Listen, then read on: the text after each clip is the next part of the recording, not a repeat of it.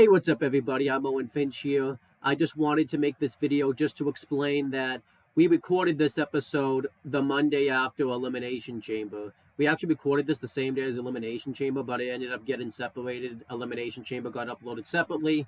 But I'm just making this just to say that we actually recorded this the Monday after Elimination Chamber. So a lot of stuff that's happened since then hadn't happened yet. So when you see this episode, it's going to seem weird. So I just wanted to make sure that I went ahead and mentioned that. After this episode, everything will be uploaded fairly on time and everything like that. So I just wanted to make sure that I made this so that way you guys can kind of understand why there's really no us introducing ourselves or anything like that. So yeah, that's pretty much it, guys. Enjoy the show. But where's this leading to? What we have to typically, I know you're going to say all these other podcasts, they do shows right after the pay-per-view and they wonder where this leads to. But not us. We wait till Raw happens so that way we can kind of see what happened. Also because we got busy and couldn't do the show yesterday, but that's besides the point. But yeah, I want to take us through Raw. We're doing star ratings for Raw also, by the way, which you're probably starting to hate. Like, oh my gosh, all these star ratings. Pretty soon, we're doing so many star ratings, Chris. Pretty soon there's not going to be any stars up in the sky anymore. Like that's...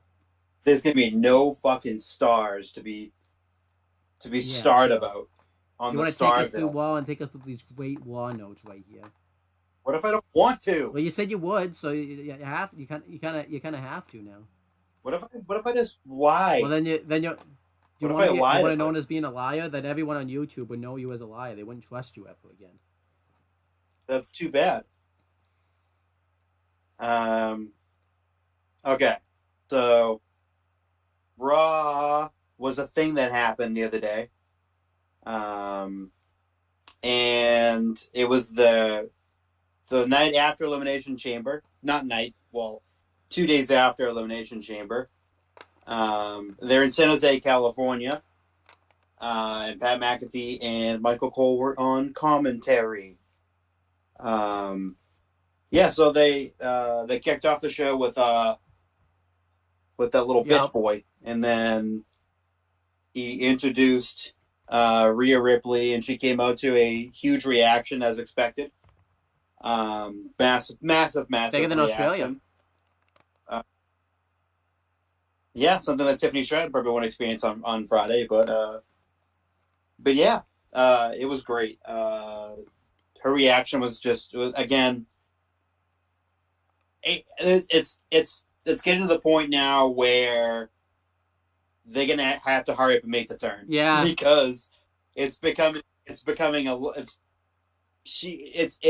heel run's flopped, and in terms of like the fact that she's just people just never stop cheering. The thing though is I don't know how you really turn her heel because you would have to like you said rush it fast because the only one they've really positioned that could go face is Damian Priest out of the Judgment Day faction. So you would have to either do a Shawn. I mean, I know how to rush it fast. Just get Shawn Michaels up there. That's how you rush it. I don't even need to talk anymore. Just get Shawn Michaels up there. He'll break that thing. He'll break up the Judgment Day and what? He'll probably break him up next week if he had to say. I mean, remember Tatum Paxley and Ivy Nile were teasing they had one tiny tease of dissension and then Shawn just broke him up the next week. It was just the tiniest tease. Fuck it. It's over. It's over. That's just a crazy lesbian. Yeah, so it's yeah, but anyhow, continue with the breakdown of this segment. So, she starts talking about the Elimination Chamber match that Becky Lynch won, and then that basically, was confirmed already, but basically confirmed to the masses now that it's Becky Lynch versus Rhea Ripley for the Women's World Title at WrestleMania.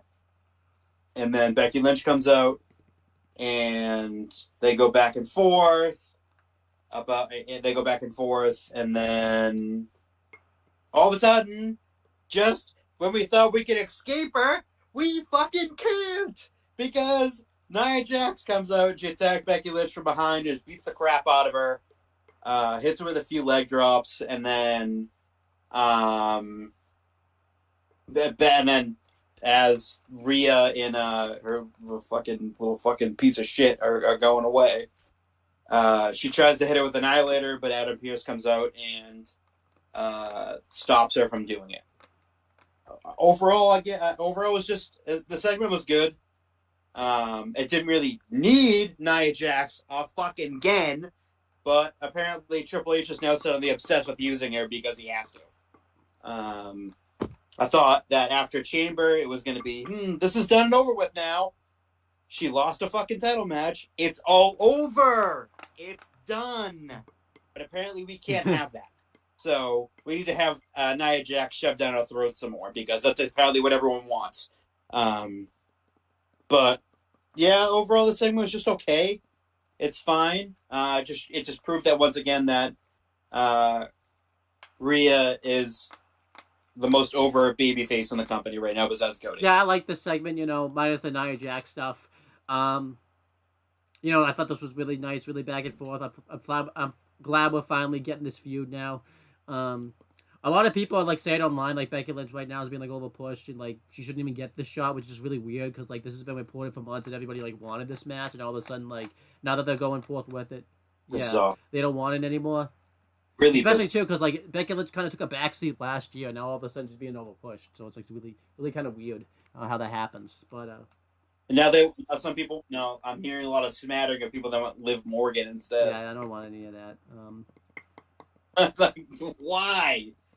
Why does everyone all of a sudden hate Becky Lynch now? Yeah, it's really odd. Bizarre. Yeah. But yeah, whatever. These are the same things who wanted her to main event WrestleMania. Becky or yeah. Becky. So it's just really weird. But I liked this segment for what it was. And just kind of interested to see what it was. And then obviously the Nia Jax thing we just won't talk about. You just talked about it, but I'm not going to talk about it. It doesn't need to be talked about any more than the breakdown of it. So it's just not good. Could do without her. Safe to say.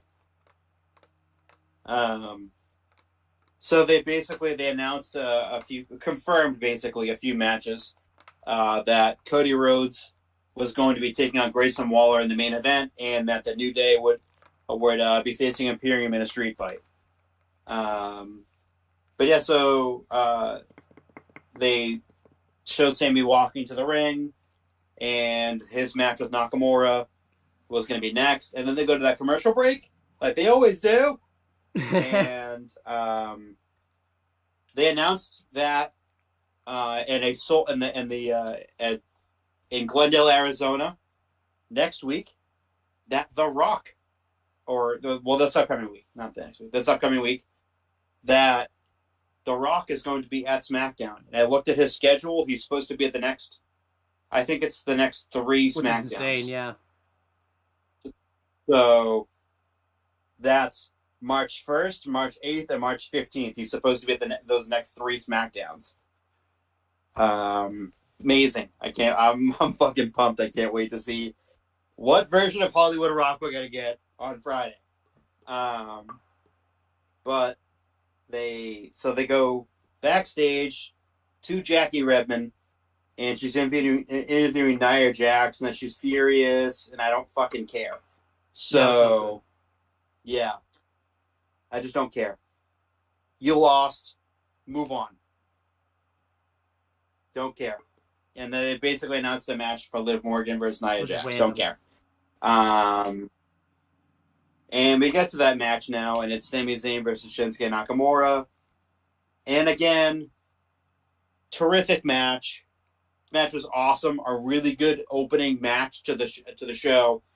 And again, you put Sami, you put Shinsuke together, it's going to be a magic match. These guys have such excellent chemistry together. And Sami wins with a haluva kick, which is surprising because I thought they were going to get the win Nakamura this time. But I guess with the building up again of Sami Zayn, he gets the win. I really like this match a lot. I thought this match was really awesome. Yeah, I give it 4 stars. It was a great match. Both guys went back and forth. Nakamura just destroyed Sami Zayn through much of this match, and it made him a really great babyface come out of it. The best part of the match was on commentary because Pat McAfee and Michael Cole were talking about like Sami Zayn's path to WrestleMania, and they were like mentioning how they've competed at WrestleMania, how much of an honor it is. And Michael Cole had to throw in that line, which I love that he throws it in there every year. Like, yeah, some people are undefeated at WrestleMania, and Pat McAfee's like, yeah, you're undefeated at WrestleMania. Like, I think Pat McAfee didn't really know he was undefeated. Like, he was like a shock to him. It's like, yeah, I am. And then Pat McAfee was just like, yeah, you know, I would like to forget that singlet. Michael Cole was just like, well, I wouldn't. Like, it was hilarious. Like, the back and forth that Michael Cole and Pat McAfee were just throwing at each other in this match was just hilarious. Like, wonderful. Yeah. Just wonderful. Well, what's your star rating for this match? I give it 4. It was, again, like, it just, the back, it was great. Can't really go wrong with any match Shinsuke's in or any match that Sami's in, or them together. The only thing I question is where does this leave Nakamura? Because it seems like he's kind of like this. Seems like this is the end of the feud now. I don't even know if it was a feud or it was something. But well, maybe he's gonna be. Yeah, I think it's teased later on in a little bit. So, so now, Chelsea Green was making her way to the ring, and they announced that she was facing Raquel Rodriguez. And they go to commercial break, and they come back. And the biggest news of the afternoon so far was that in the season pass for WWE 2K24, people thought he wasn't going to be in the game. He is going to be in the game. We get the return of the one and the only CM Punk to WWE video games. His first appearance in a WWE video game since 2K15. And it just, when I saw that earlier in the day, I went crazy. I was like, that's unbelievable. And we're going to be talking about more of the roster and everything and the DLC at the end of this video in our, we're going to do an update video. Well, not update video, but an update on the roster of 2K and the DLC and whatnot at the end. In the news section is what I meant to say. So Chelsea gets on the mic when she's in the ring and says basically everything she says every week, that she's going to lodge a formal complaint with WWE management. She said that she's upset that Raquel returned and it stole her spotlight and she was supposed to win the match. Yeah. She's whiny. She said that she's a star, and then Raquel comes out and squashes her and went to the Tahana Bomb. Yeah. That's what it is. That's what Chelsea Green is. She comes out, cuts a promo. Oh, she also did really awful, like, cheap sports heat, too, which is dumb. Yeah, I like this, that. though. I thought this was good, you know, gets Raquel Rodriguez over, and, you know, it gives Chelsea Green something more to complain about, I guess. So I mean, it's not good for her, not good for Adam Pearce, but it's good for us, I guess. I don't know.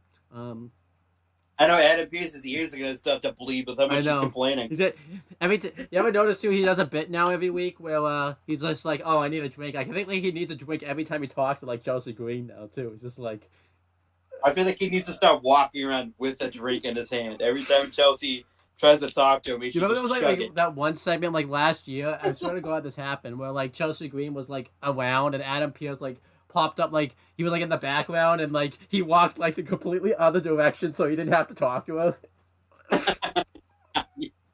Yeah, that's still one of the best. Oh, yeah, this so is good funny. at 3 stars. Raquel looked strong. Raquel, I think, had like a sunburn in this match because her face looked like really red and everything like that. I don't know if it's like, you know, because Australia, we didn't mention this in the review, because it was like 100 degrees like in Australia, so I don't know if she just like got sunburn or if it's still like after effect from like a health issue she had, but she looked. I think it's part after effect because she said that her condition popped back up on the flight over. So it happened, but you know. I think she posted on her Instagram or whatnot, like she had a flare up before the show. Yeah. Which they did a good job of, like, I don't know if they covered it up or whatnot, but it seemed like it calmed down before the show Maybe that's why started. this was a squash too, because just didn't want to take any risks. And so now, here's the thing that we were talking about prior. Jackie Redmond's interviewing Sami Zayn, and he says the win was huge for him, and he says he doesn't know what he's getting into at WrestleMania because there wasn't really a path for him yet. When all of a sudden, Ludwig Kaiser walks through and kind of glares at him, and in walks Giovanni Vinci, walks right by him, and who walks behind them is the WWE Intercontinental Heavyweight Champion of the world, Gunther. And they kind of gave off teasy vibes like, hey, this could be the match at WrestleMania. Yep. And I marked out at that too because I'm like, damn, that match would be fucking excellent if they booked that match at WrestleMania. And then they do a lot of teases for what Walter could do at WrestleMania. So if this is the path they go down, I wouldn't complain about it. It would be awesome. Sami Zayn becoming the Intercontinental Champion, being the one to dethrone Walter. I'm completely not against it. I love it. Yeah, I love it. I absolutely love it. I'm pretty sure they had a match last summer too that was really good too. So this would be awesome too. They I think they did, or they were part of a tag or something. I forget, but I know in that Kaiser and Vinci feud with KO and Sami, I think he got involved in some way. Because I think Eichner got hurt, so he had to step in kind of and replace him for a few weeks. Yeah, I think there was a tag. Yeah, I think it was a tag match. I would love to see them. So they crossed paths last year. It wasn't a singles match though. Oh, I think I think he faced KO 1-on-1. That's what I was thinking of. I thought he faced Sami. Yes, he faced KO. He faced KO 1-on-1. I think twice, 2 or 3 times. I think when Sami was down. That's what I'm thinking of. For when Sami had the elbow injury, the elbow thing going on. So now they go to commercial break and they come back and they show a little video package for the Elimination Chamber, and then they go to a backstage interview, and it's Kathy Kelly with Cody Rhodes, and he basically almost says the exact same thing that he said the night before. Not the night before, Saturday before. I keep forgetting because pay-per-view's not Sunday anymore. Saturday, he just basically said the same thing that he said at the Grayson Waller effect. That The Rock slapped him. And he wants his revenge, basically. That he's impressed by Grayson Waller. Yeah, I like this. I mean, because Grayson. Yeah, it was a good segment. Because Grayson Waller thinks he gave Cody the Grayson Waller. I like too because he mentions in the interview that he doesn't understand why Grayson Waller hates him because he's giving him the Cody rub because he's all the big news that he's given on the Grayson Waller effect. I thought that was hilarious. I thought that was really wicked funny that Cody did that actually. He's just there's no reason for them to hate each other. But Cody's just whatever. I'll just fight you anyways. He's just whatever. It was hilarious. I liked it a lot. I thought it was good. Now we get even more interesting. Now it gets a little bit more interesting. Gunther is having his Intercontinental Champion addressing the crowd segment, and he talks about being champion for 626 days. And he starts mentioning people that he beat Jey Uso, and that he's like, who are even my challengers going to be at WrestleMania? Is it going to be Sami Zayn? Is it going to be Chad Gable, The Miz? And he says, even R-Truth, but he stops himself and says that's just ridiculous. And it got a huge pop for the crowd. And now it gets even more interesting. The Judgment Day come out. I was like, what the hell? What is going on here? This is first interesting. Time they've this is the first time they've interacted with each other because since they've been on the same brand, I don't think they've had I don't think they've had an interaction at all with each other or anything like that. I don't think they have so either. This is like the first time. And the way that it was positioned too, Damian was in the middle, in between them, so it kind of was like, okay, they were kind of positioning him as a way of like, I guess, cashing in his shot at the Intercontinental title. Way they kind of had that set up because he was face to face with Gunther, which I loved. And then the segment just becomes out of this world. It was just a wild segment. It's just everything starts to percolate, and they almost got into a massive brawl in the ring, but they ended up separating, and that was basically the segment. Yeah, then they made it seem like it was a lot more in there, but just go back and watch the segment if you've seen it already. If you've not seen it already, just go back and watch it because the segment was amazing. I really liked it a lot. That they basically put it in like Damian could have cashed in his briefcase, which I wouldn't complain about because I just don't see a path for him to cash in on the world heavyweight title still at the moment. So it'd be something different. But for some, I don't know what Dom's thinking. He's thinking he's gonna be the one that challenged Walt. It's like, what are you thinking, buddy? Yeah, fuck that, dude. You're gonna get squashed. I think you want. But I wanted to lose in 12 seconds. But I really like this segment a lot. It really they did a really good job of the show of like setting up Walter's like next opponent. We didn't really get the opponent yet, but they did like a good job of like showing that all these people are coming after the Intercontinental title.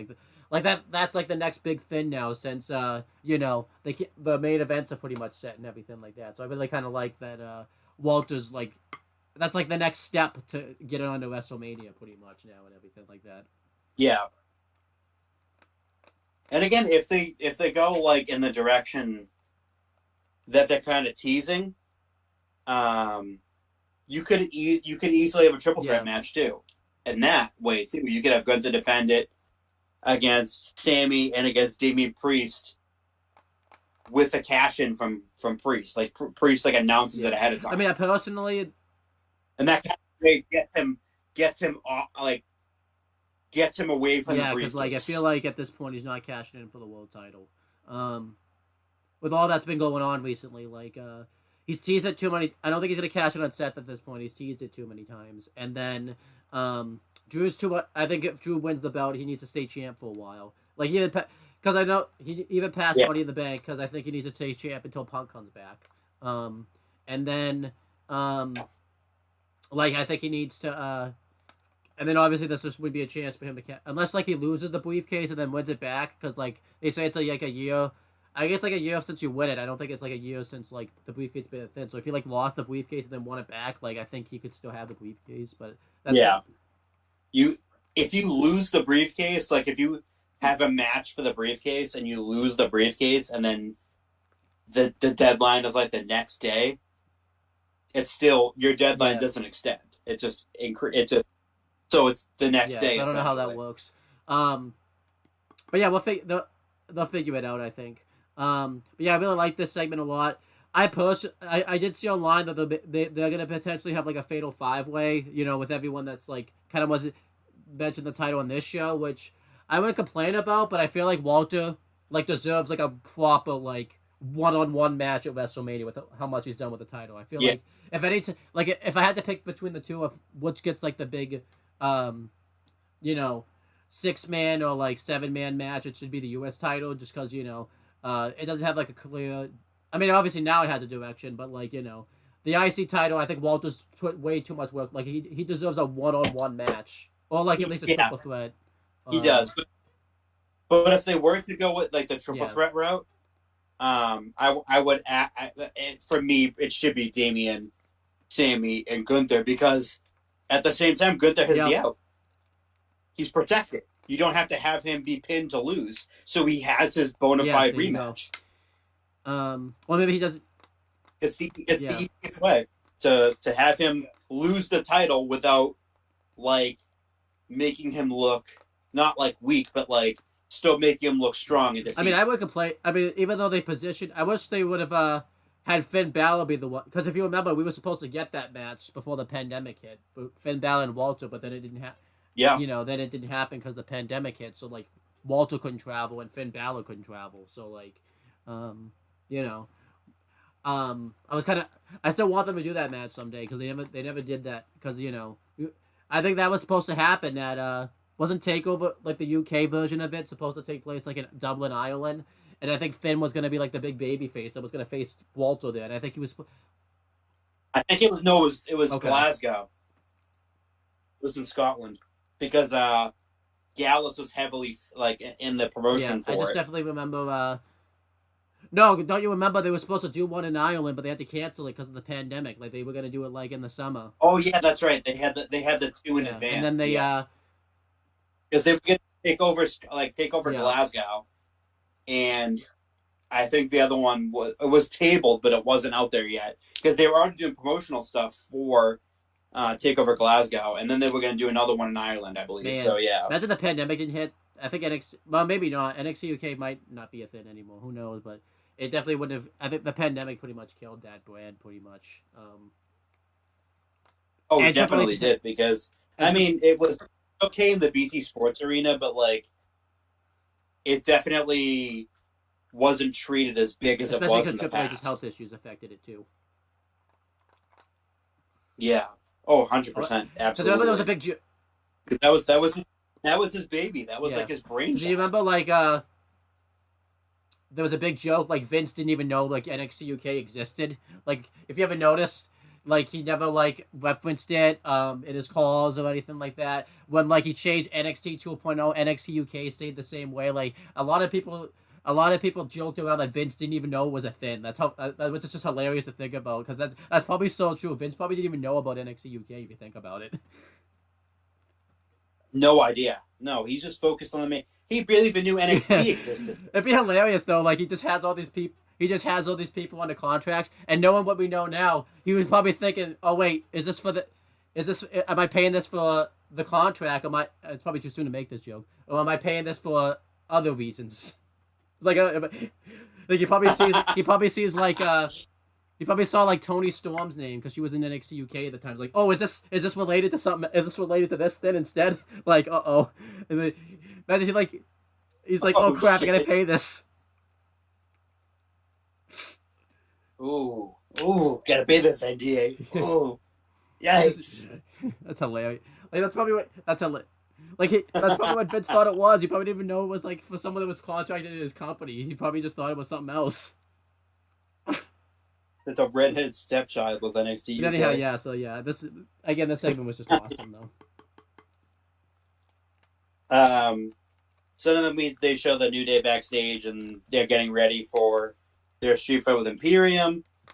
And then backstage, they go to commercial break, and they come back, and they go backstage again, and the Judgment Day are walking back, and they happen to bump into Rhea Ripley. And she basically just says, you got to figure this thing out. You got to see they got to see who's challenging Gunther for the Intercontinental Championship. She's actually like she's actually not happy that Dom's gonna challenge Walter for the IC title. She's like, really? You have all the titles to go after, you pick that one? Like I thought that was hilarious. Like she doesn't have faith that Dom could beat Walter for the IC title, which is hilarious. It's great because he can't. And then they basically tell Dom to go and smooth things over with her because she seemed not very happy. And then as fucking dipshit was walking to go see her, he runs into Andrade. And Andrade says that he's going to go to Adam Pearce and he's looking for a challenger for his return match on Monday Night Raw. And it was heavily implicated that it was going to be that scumbag. They seem cool with each other. They shook each other's hands awesome. and everything like that. So they could. It seemed like they like each other. So. Although little dickhead was he was a little intimidated.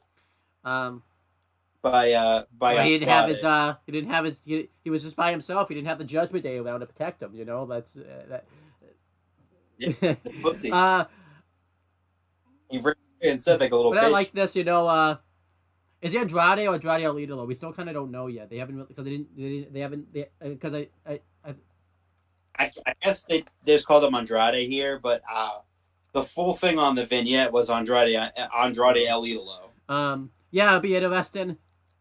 How about Andrade Cien No, Almas? that guy doesn't exist anymore. Apparently, I forgot that was even his name at one point. Do you remember too? Like we had Noah on the show. He would get so mad I wouldn't call him Cien Almas. It's like he would he would lose his mind. Like,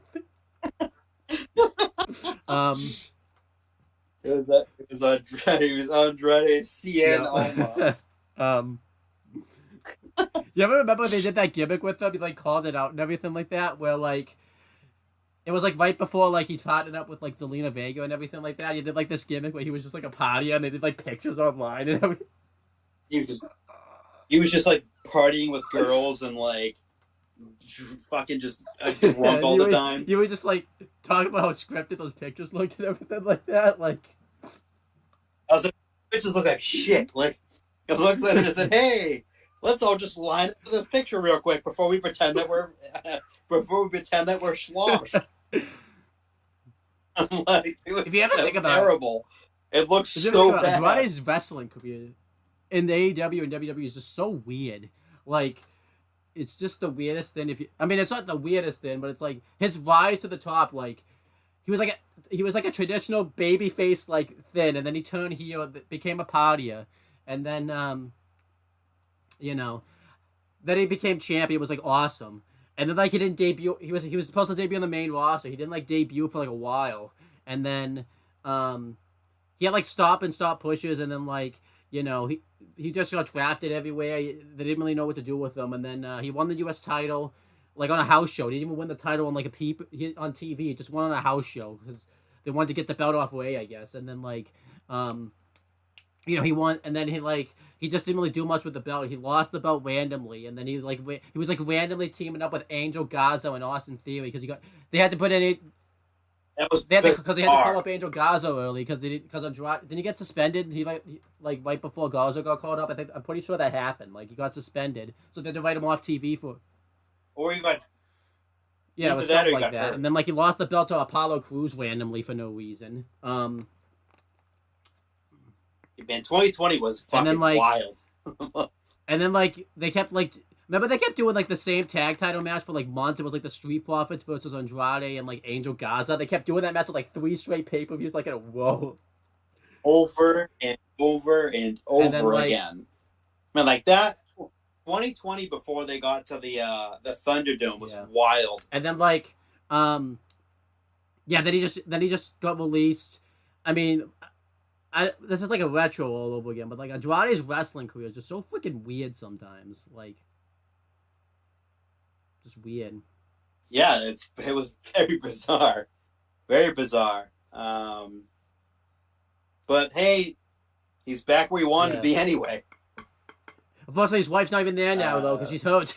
That's what's so weird about it. He did. They're not even in the same. Well, brand. She might go to Raw when she comes back. Yeah, but I think she's on SmackDown technically. So when she comes back, they gotta go. Oh, sorry. Go in different. They're probably doing now. A draft, and they're gonna move Charlotte to Raw. Imperial will probably go to SmackDown, so that way, Marcel Bartel can be with Tiffany Stratton. And then there's a lot of people have to go places now. A lot of people are going places and all at the same time not going anywhere.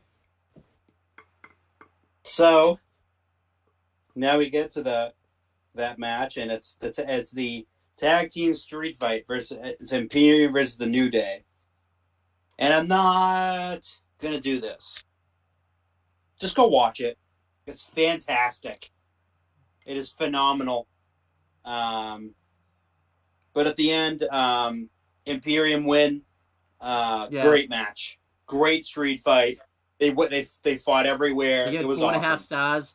Go on Xavier Woods' slash Austin Creed's Instagram, they show like a shot. He just got beat up in this match. Like it was he got like a bunch of scars and everything like that. It was insane.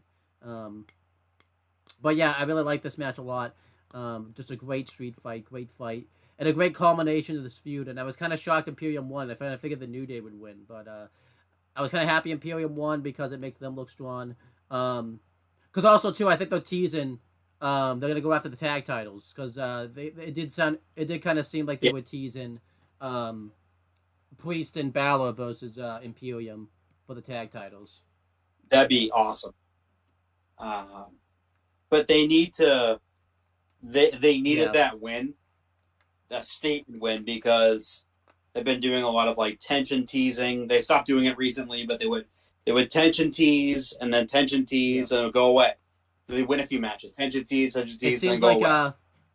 So I wonder if it's like the build up now. No more tension. If you ever noticed, ever since the old man stopped rewriting the shows, we haven't had any teases really anymore. Like it's been pretty much like they haven't teased anything about a breakup or anything like that.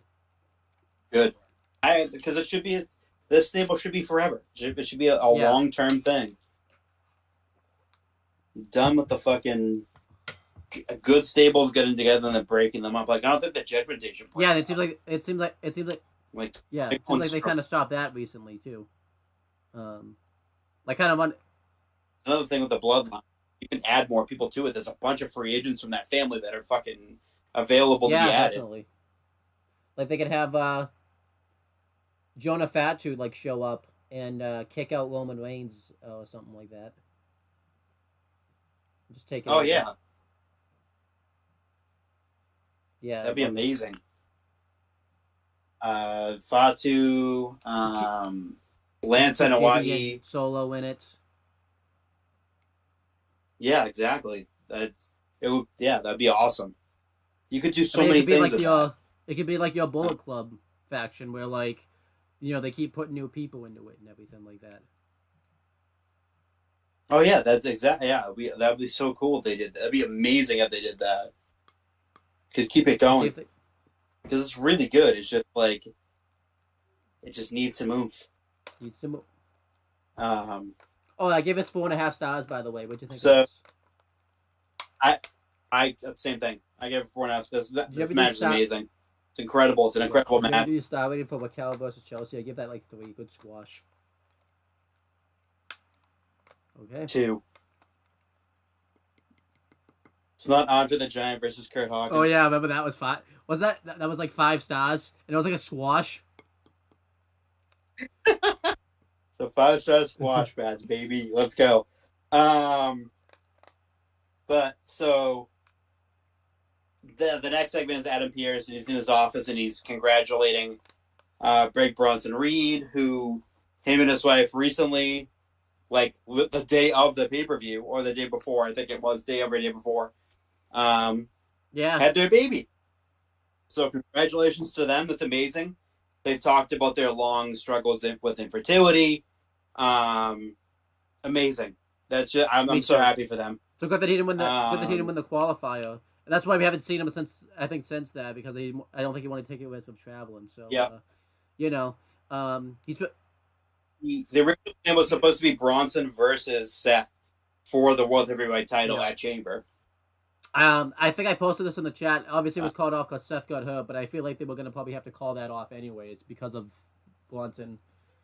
Yeah, the due date was like the day of. I think his wife had given birth the day of. I think he'll be gone for a few weeks. I'm trying to think. I feel like he might come back like right before WrestleMania. He'll probably be in the Andre the Giant Memorial Battle Royal like on SmackDown. But I feel like if they had a program for him lined up for Mania, it's probably gonna be off now. He'll probably be like gone full time pretty much until like.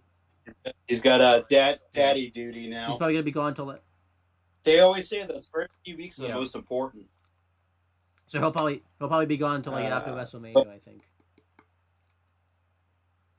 Yeah, he could be, or he could be back with him before WrestleMania. But as on the phone, Chad Gable comes in and he wants a match with Gunther for the Intercontinental title. on the sole purpose of the fact that in their last match that they had, Gunther made Chad's daughter cry, and he's still furious about that. He didn't like seeing his daughter upset, and he wants revenge, which is awesome. I love it. What an amazing father. Yeah. Love him. I I thought this was a great segment.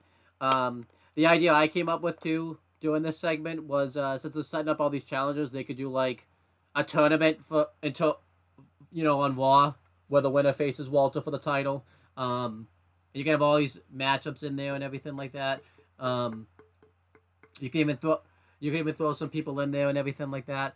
And the person I want to have the title match is Chad Gable, because that's a great story to cap off, especially with this promo. Oh yeah, absolutely. Last night. Especially too because I hear that's the plan. I heard that was the plan going forward because they did the match on the house show, like right before the Chamber and everything like that. So I hope that's the match. I think some of it too, like, because obviously Walter's WrestleMania plans got put on hold because of the Brock Lesnar situation. So,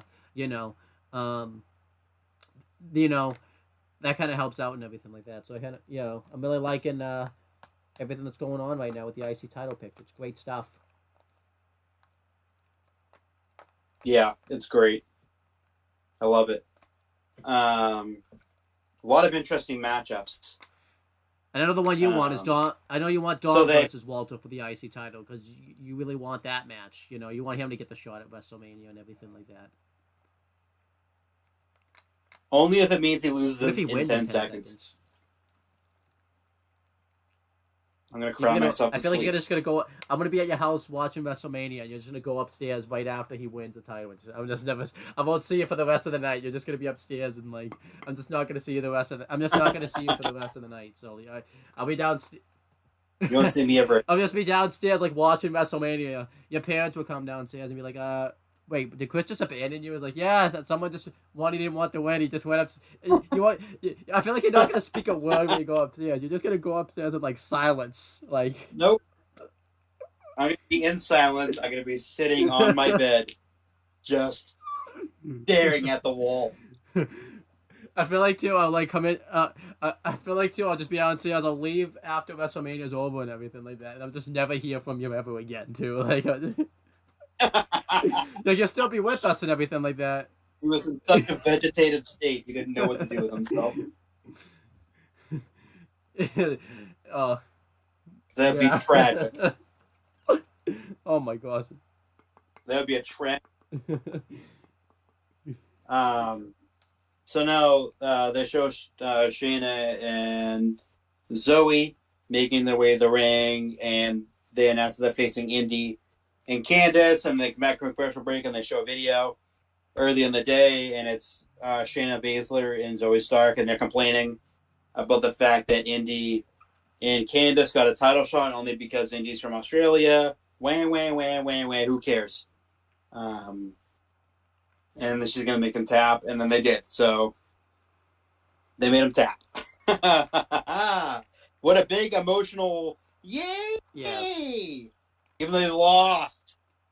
And then they just lose again because that's all they fucking do is lose. Honestly, it's to the point where the women's tag division just feels like the piss break, honestly. Like, he comes on, it's like, oh, piss break time. It's what it is at this point. Like, it's a joke.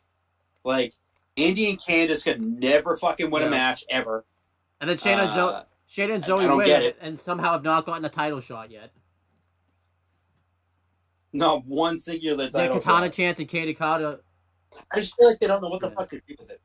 You know what's going to happen at Mania, too? It's going to be a four-way match for the tag titles. It'll just be random teams that... Oh, yeah. Just throw four random teams in there. Just random. Just doesn't matter. Pick them out of a hat. And that's the way they go out. No finish decided, nothing. You get 2 minutes. Go out there and figure out the match. We got bigger things. That's basically that's what it is. You get 2 minutes. You may or may not have a finish to the match.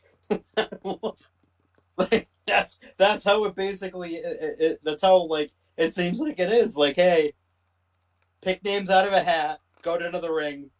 You're gonna have a fatal 4-way women's tag title match, and you may or may not have a finish. And then And it's and then 2 they'll minutes, and, so no, and then they'll good get luck. to the arena at WrestleMania, and then they'll be like, "Oh yeah, we have to cut you for time. We don't have time for this. We don't have time for this anymore. We have to." That's what it would be too, because the women's tag division is It a really fucking is. joke. A fucking joke. It's like I felt like when this is this is one of the biggest glaring issues in the Triple H era so far, is that they're like on SmackDown everything's been really good, and then on Raw it's like, okay, the singles division is fine, it's okay, and then once you get to the tag division, it's just a whole bunch of shit piled into a pile, and you're picking through the shit to try to determine what tag teams are which, and then they're throwing it at a wall to see if it sticks. Okay, that shit's not sticking. Okay, that shit's not sticking. Okay, that shit's not sticking. Like, can you it's like, okay, this shit's sticking. Okay, that's Indy, that's Candace. Okay, that shit's sticking. That's Shayna and Zoe. It's the cut. That shit's sticking. That's the blandest tag team in the It's the history of cupcake professional challenge. wrestling. It's a cupcake challenge, pretty much. They all like throw cupcakes at the wall, and whoever stays on there, the longest gets a tag title shot. That's pretty much what it is. Yeah, it's really what it is. It's a fucking joke. Like they are really just like I said, they're just picking names out of a hat, and it's like, okay, like this is it. Why are Indy and Candace getting? And they're right too. Shayna and Zoe are right. They just basically got a tag title shot because Indy is from fucking Australia. They're heels too. They had no interaction with the Kabuki Warriors. Not once. Ever. And now suddenly, randomly, they get a fucking tag title shot. And also too, like, it's becoming a joke. Shayna, like, baby faces are heels. Sometimes they're faces, and sometimes they're heels. It doesn't make sense. And see, this just proves right here we can make the complaint, because we just made this complaint for like a while about AEW, about how these person heels are faces. We could do it with WWE too. As Shayna and Zoe faces are heels, because sometimes they're faces and sometimes they're heels. They can't make up their minds. This week they just have.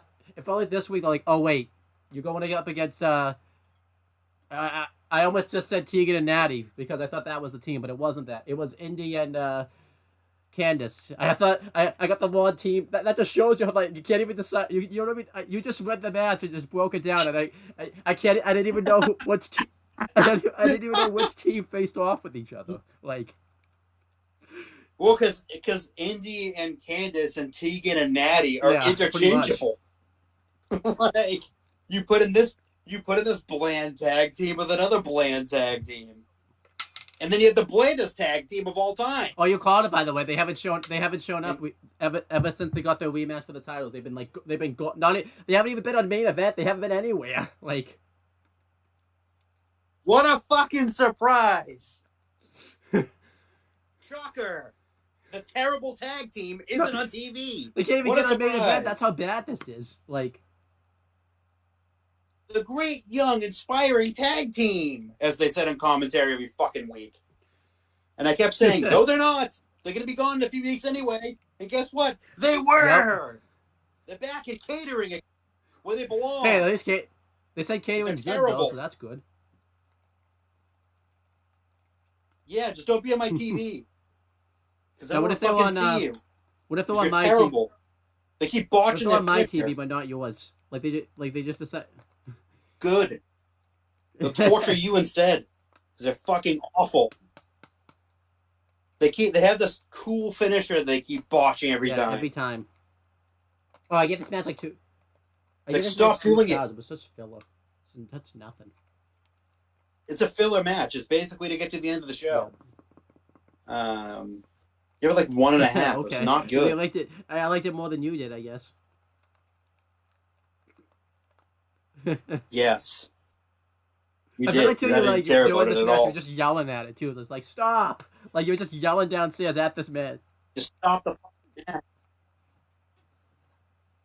You're stop the pain. probably on your phone doing this match. Don't lie. And then we had, yeah, I was. Now we have the This best is great segment. man right here. It was, R-Truth was in the Judgment Day clubhouse and he was reminiscing on Judgment Day times, and in what walked the Miz and DIY, and they sit down, and Truth introduced them as the Heartbreak Kid Shawn Michaels, and they gave Triple H Generation X, and I could not stop Yep. laughing. And Miz is like looking at him like, "What the hell are you talking about?" This was so funny. And so they basically just Truth wanted his TV, and I think it was Gargano. Gargano's like, "Is this even plugged in?" And they went, "Nope," and they just picked the TV up and they Not started even walking that. away with it. There was like no. He just walked away with the monitor. He didn't even walk away with the cord or anything. Like. There's no cords. Oh my R-Truth god, is a that was legend, so man. funny. Like, I can't wait when he goes into the Hall of Fame because you know he will someday. I can't wait to see. Will he even know what his? Will he even make a speech? Like, what the heck is? He probably already thinks he is in the Hall of Fame. Like, Oh yeah, Regeneration X. That was awesome. That was the best line of the whole.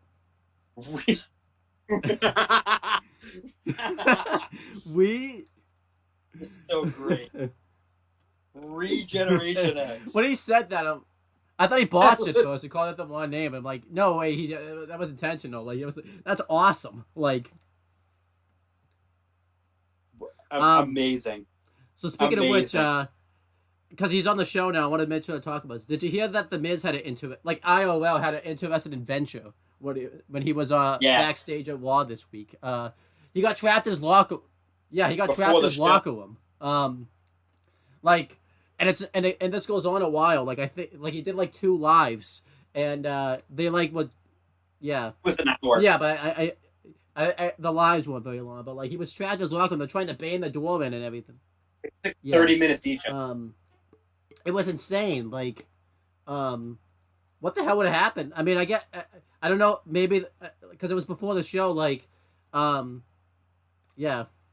You know what? I think I know what happened. I think the Judgment Day was behind this. They're the one that trapped Miz in his locker room. I think that's what happened. Yeah, wipes. They had to put the metal grating on the bottom out. So once they got that, he could crawl. I just love that the whole time though. The Miz is just like doing his live. He's not even helping him out or anything like that. He's just sitting there. What kid? I know. He's trapped in and I there. love too. He's just not even. I like how he's like not even scared either. He's just chilling there. Like they're like all these people are trying to get him out of. Trapped. Okay. I tried to open the door. I can't. Like he's like so nonchalant about it. It's like he accepted his fate and he's stuck there. Like forever. what would have happened? That's it. Would he just have to stay there for the rest of his life? Like if they didn't get him out of there, like that's his home now. Yeah, that's his home. He lives there. He can only be on. Yeah, he can only be on Raw when they go to that arena. He just and they. But they would find his fucking skeleton in but there. yeah, this was awesome. Well, not that the Miz got trapped, but the R-Truth part was awesome. I think it was just like wicked funny. Just the Miz's reaction to it was like wicked funny. Because I even texted this to my uncle. I was like, I don't think the Miz is gonna be on Raw tonight because he can't get out of there type of thing. Like that was the funniest shit. Like they've somehow managed to make Miz relevant while being a babyface, and then they could never. Funny thing is like that wasn't even like on the show either. Like that was just like, yeah. No. Yeah. He was just trapped. And the funny thing is too, like this face run is actually working. It really is. I love it. I've loved it's every funny bit too of because it. Corey Graves can't praise him anymore because he used to praise him because he was a heel, and now Corey, like when the Miz goes on the pay-per-views, he's gonna have to talk about how awful the Miz is now and everything like that. So. Yeah. You know what was a missed Wow. opportunity, by the way? This is kind of why I just still wish Daniel Bryan was still here. The Miz as a face versus Bryan as a heel. That's because we've never seen it that way. I don't think before. I think we've only seen it with Bryan as a, because Never. Bryan's been heel. I think the Miz has still been heel and everything like that. Yeah, well, Miz was heel for like 95% of his time You know what's the the time to main do it roster. was when he was the Planet's champion, when he turned babyface, like, and that would have been a perfect time to do that, like, type of thing. But whatever. Yeah. Yeah. Um, so again, this is going to be another one of those Chris segments where I'm not going to go over this next thing because just watch it. It was Drew McIntyre's address. It was Drew McIntyre addressing his Elimination Chamber victory. This segment was phenomenal. It involved Seth Rollins too. But I'm not even. Again, it's another one of these things where me talking about it is not going to do justice to the segment. So just go back and watch it for yourself.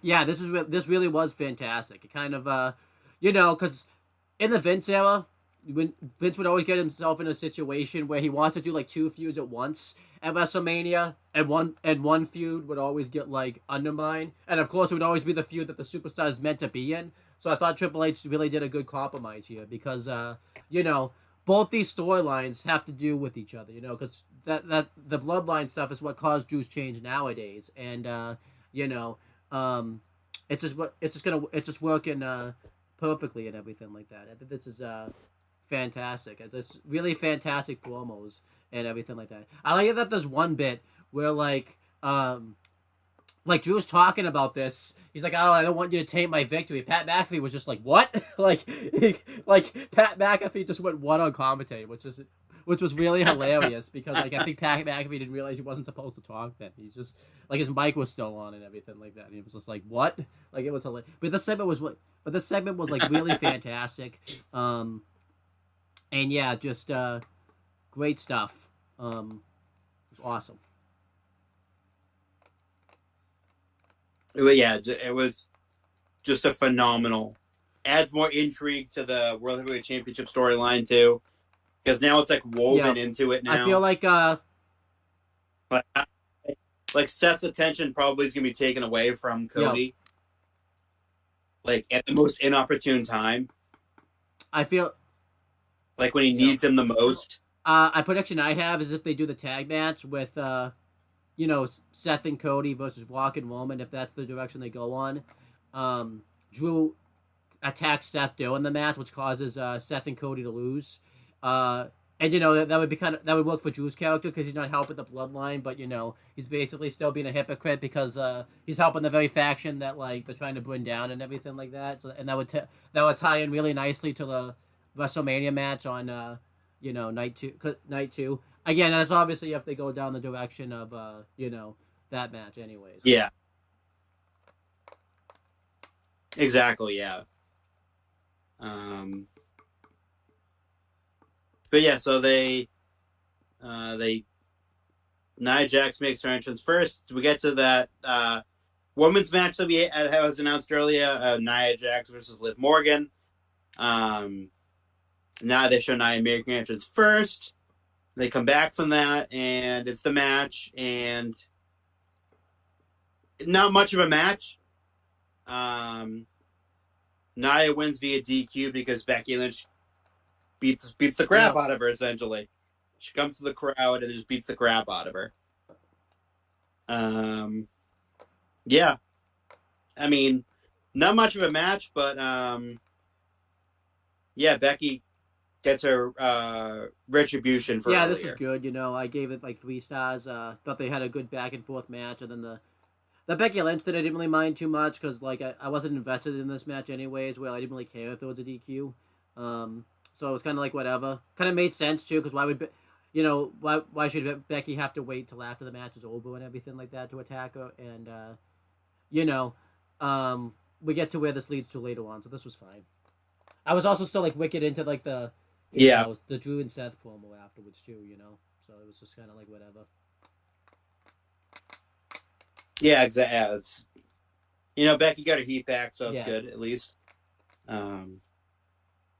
So So now it's a backstage interview, and Kathy Kelly's interviewing Grayson Waller, who was with Austin Theory at the time, about facing Cody, and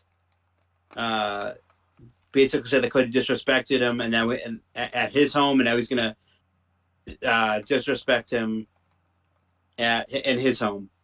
But yeah, I mean, it's a good segment. They do some. It felt like they were doing some teasers here too, because Grayson Waller mentions, that like they beat up Austin Theory right in front of him, but Theory was kind of giving Grayson Waller like a look, like he wasn't happy that like he basically watched him get beaten down and everything like that. So I don't know if like I don't know what. Yeah. I don't know which one is turning face. I don't. I wouldn't mind either war going face, but I feel like Theory would be better off going babyface than Grayson Waller, just because like I think Theory needs a change more than Waller does. If they were yeah, I mean you can have them feud too. Yeah, that's what I'm saying. But like I think who the babyface ends up being in the feud, I think it needs to be Theory, just because it would honestly make more sense because he's the one that watched him get beaten down and everything like that. So, and anytime Theory's been beaten down recently, Grayson Waller hasn't been there. Like when The Rock came back. I mean, Grayson Waller gave like a decent excuse for it, but like Grayson Waller didn't come out like and back him up or anything like that. But that's okay, Chris. Like he explained this on the bump like a while back. He said that that when he left a T-shirt in his car, and of course, right when he found his T-shirt, got back into the arena, The Rock was out of the building, so that's why he went. That's why he didn't come out or anything like that. That's. Oh yes, of course, the old T-shirt in the car. That stuff happens. Yeah.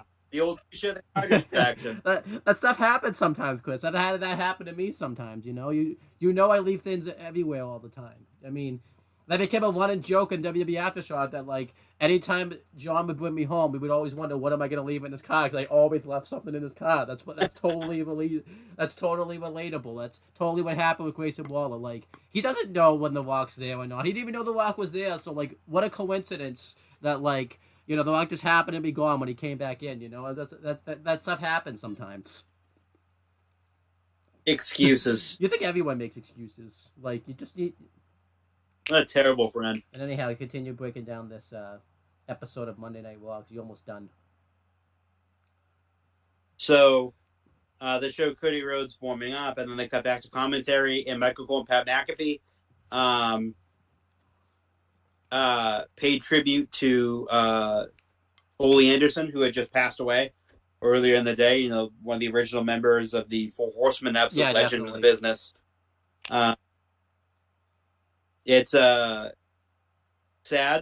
but it's nice that they pay tribute to him, because they don't usually do that for Georgia Championship Wrestling guys or Jim Crockett guys like that. They didn't do it in the beginning of the show. Which is kind of strange, but I don't know if it was just like recent type of thing. Because usually if it's in the afternoon, they would show like a tribute like in the beginning of the show, but instead they did it like at the end, towards the end of the show, which was kind of strange. But whatever. Yeah, at least they did. At least they paid. It's nice that they did that. It's nice that they got the tribute out. Because I thought it happened because when you sent me the message, it was like during Raw, so I thought like he died like during Raw, so I thought like they had to kind of get it in there quickly, but I didn't realize it was the afternoon. So it was before Raw had started, but I don't think they had time to make the graphic or whatever for that something time. I wanted period. to mention during the Nia Liv match that I forgot, because this is like the new producer who took over for Kevin Dunn and everything like that. Like he did this thing where like when it came back from break, like they did like a projection cam, which was kind of cool. Like it's kind of new stuff that he's added to the show and everything like that, which is awesome. So yeah, makes it look awesome. His production is all over it. The guy, I forget his name, but like he's been amazing. Yeah, he really has been. And it shows. I feel like this. No more jumping in. Like they showed. There's a clip going around on Twitter like, the Kevin Dunn cam, and it's like someone took a video of a cameraman at ringside. Like there was like a brawl at ringside, and the cameraman was only going up and down with his camera, up and down, up and down, up and down, and it's like holy shit! No wonder why it made people nauseous. Like he was terrible, but the new guy's been amazing. I don't know how Kevin Dunn lasts. Well, we know how Kevin Dunn lasted for so long, but it's just insane. Well. One person in particular is the only reason why, is because he was Yep. loyal to Vince. And once Vince was gone, I wonder who was out the door not Yep. long after that. So now there's a backstage segment with Becky Lynch and Raw GM Adam Pearce, and she said basically she can't let go of what Nia Jax did, and Nia has to be stopped. And so Pearce makes it official for next week. It's Nia Jax versus Becky Lynch, and Liv Morgan walks up and she's very mad, and she has every right to be because Becky cost her match, and she says that not everything is about Becky Lynch, and that she stormed off very angrily. It was nice segment. Puts Liv in a really kind of a weird position. I don't know what they're gonna do with her. It seems like maybe she could be going heel, I guess. I don't mind her going going heel because I feel like she needs a little change of character and everything like that. And they did mention the Revenge of Liv Morgan tour. It says it's going to lead to Rhea Ripley. It doesn't necessarily, have to go that direction. So there you go. Yeah. Now they go to another backstage segment, and Jackie Redmond is interviewing main event Jey Uso, and he basically admits hey, I fell short of my mission of winning the Intercontinental title.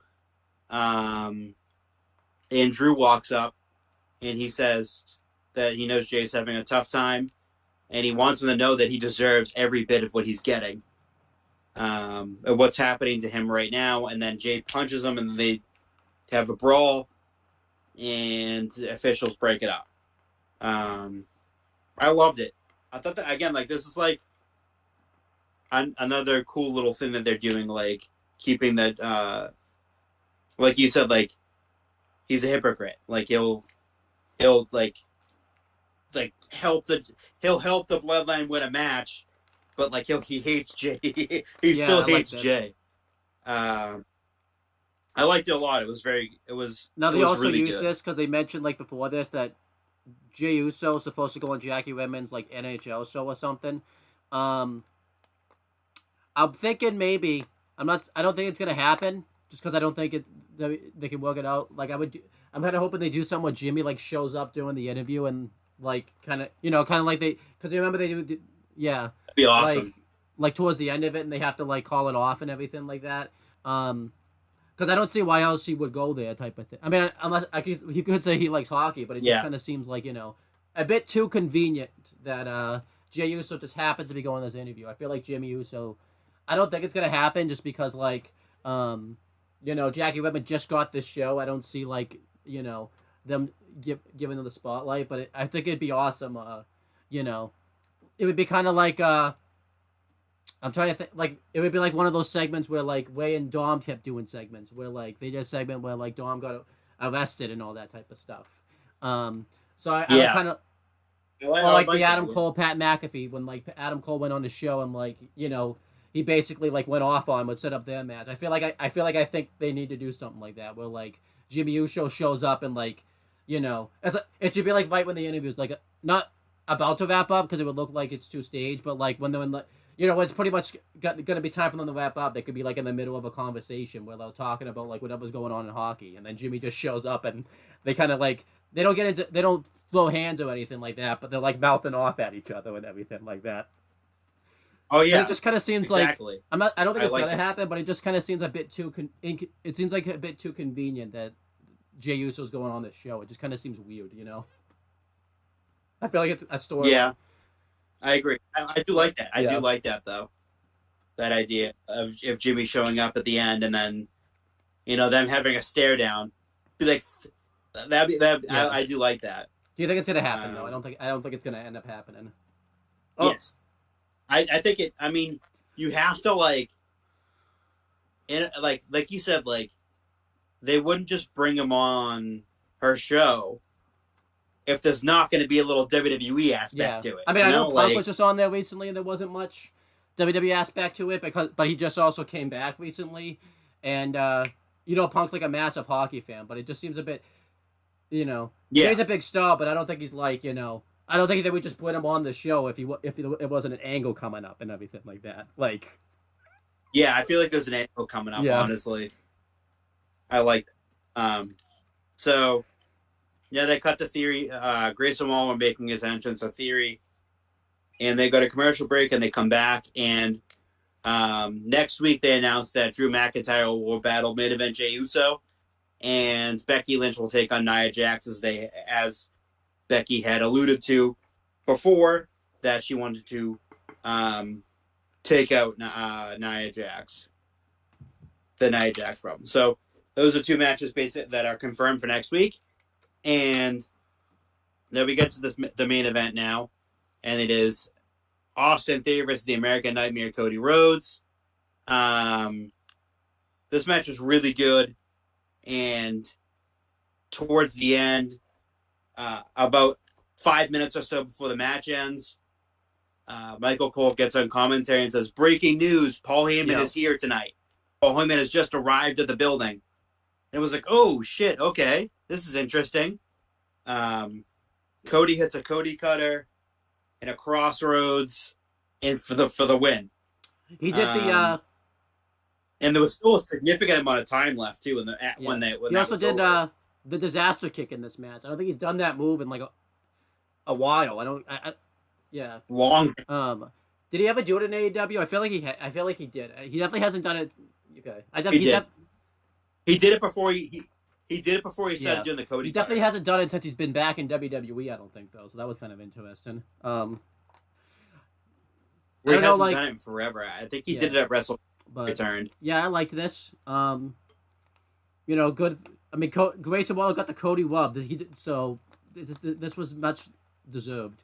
I give the match between Cody and Grayson Waller like 3 stars. It was good stuff. I mean, Cody got everything out of Grayson Waller he was ever going to get. Yes. I mean, that was just us being Cody right there. I mean, Grayson Waller was like fine in this match. Fuck yeah. He got the fucking Cody Rhodes rub, baby. Let's go. Let's go. Main event Cody Uso, baby. Let's go. So they, like, right as soon as the match ends almost, like seconds later, ladies and gentlemen, and Paul Heyman walks out. And he's got a couple of security guards with him who said were NYPD, but they're off duty. Well, they actually were suspended, which they weren't, because one of them was AJ Kirsch, who was a very prominent independent wrestler. I don't know I thought the one that was like to the left was Patrick Scott, the recent signee.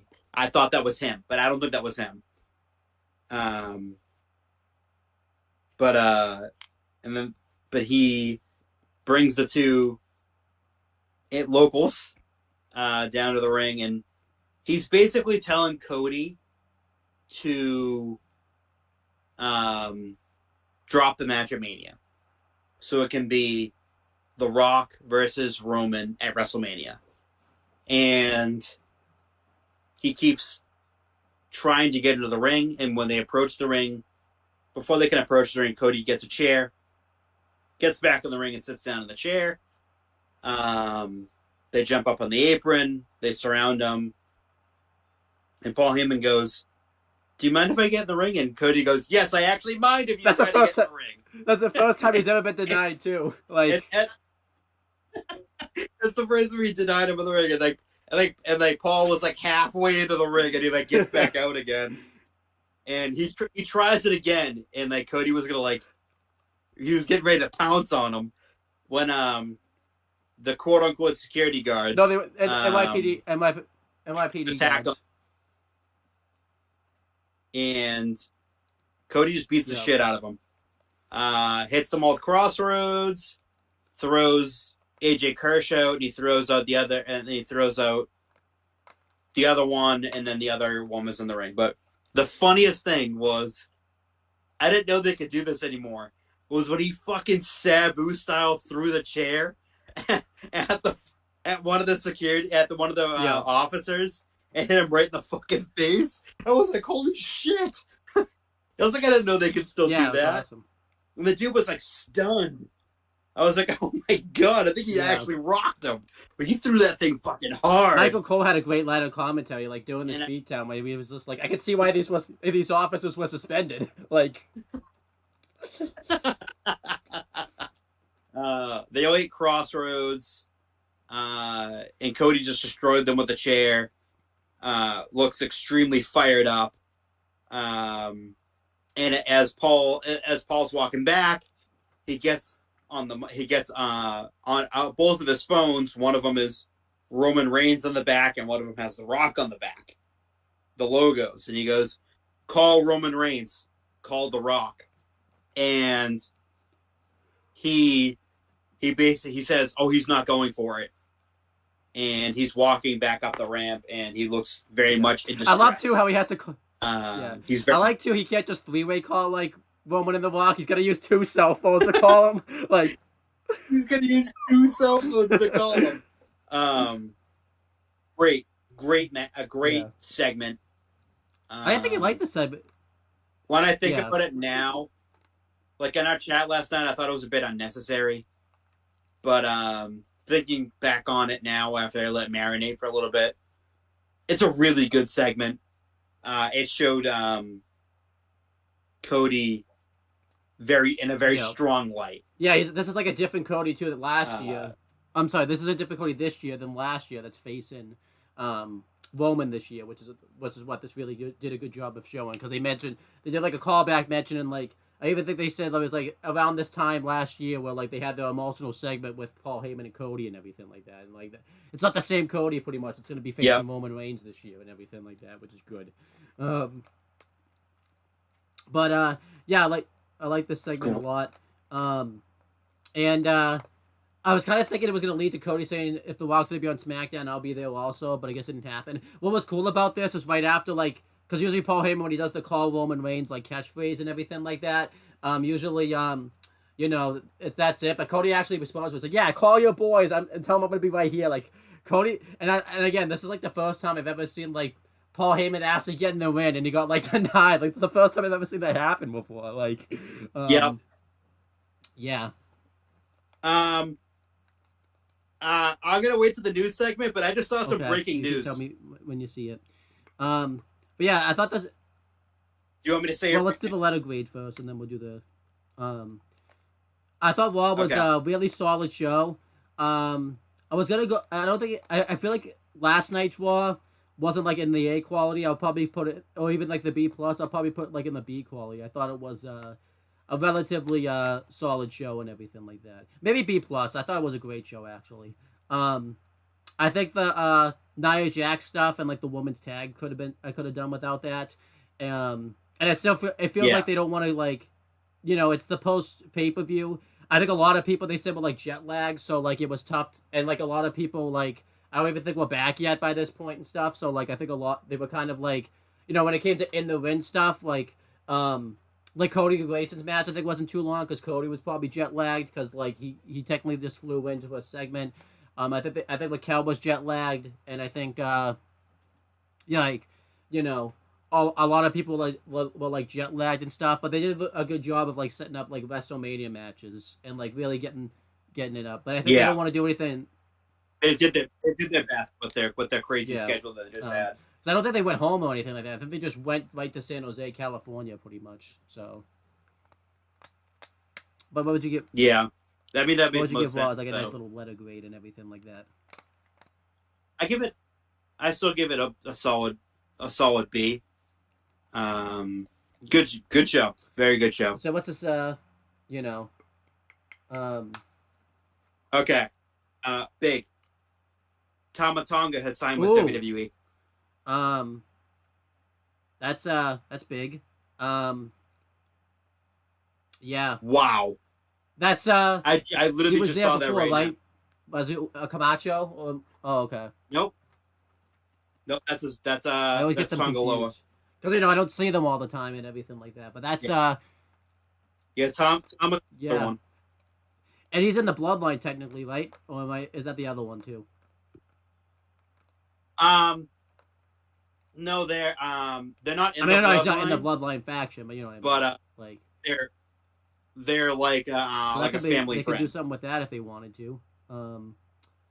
Yeah, that's a big news. I think, like, you know, because I know he just left New Japan recently, and wasn't he like the last Bullet Club member of like the originals to like be in like to leave New Japan, which is just insane. Um, Yep, he's the you last one. know, I actually think this is a good decision. Um, you know, there's a lot of things he can do in WWE. I don't know where he's going though. Like, is he going to NXT first? Because I don't really think he needs to. Because you know, he could easily go to the main roster.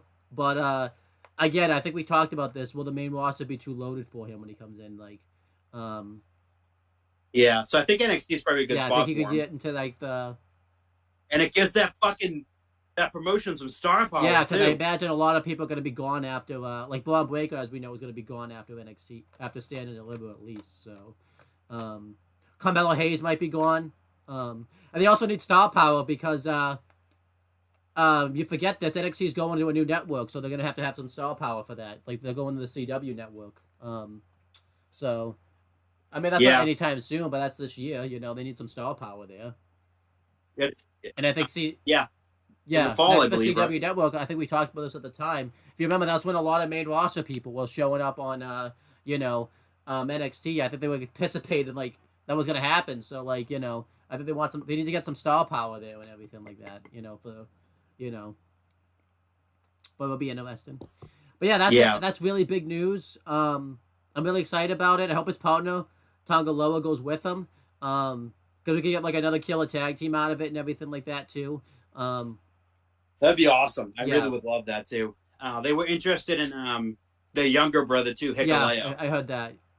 They were interested in him Um, too, also. Right around the time of Jay White's departure yeah, from New I Japan. remember that. Yeah.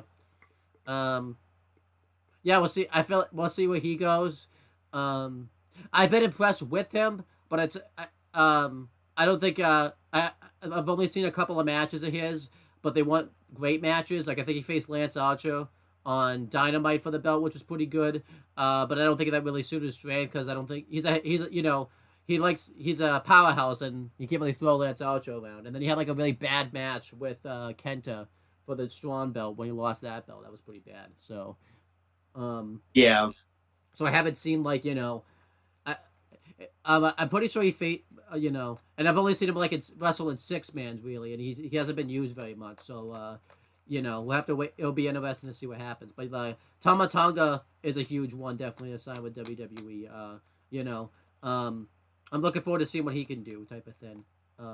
And again, I mean, we talk about this off camera. You know, WWE kind of has to make some big signings because unfortunately, AEW's been kind of beating them to the big signings and everything like that. So it's kind of good that WWE, you know, gets like a big sign in again like that, like a free agent like that and everything like that. Because you know, yeah, it's big. That's yeah, big. yeah. So that's cool. All right. So speaking of NXT, you just talked about it.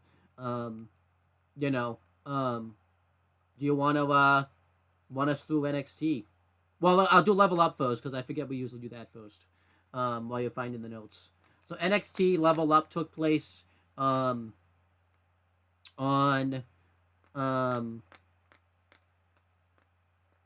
don't even know what date it was. It was whatever date SmackDown was. It was a day in the Yeah. week. I just realized I forgot to take notes on Level Up. It's not good.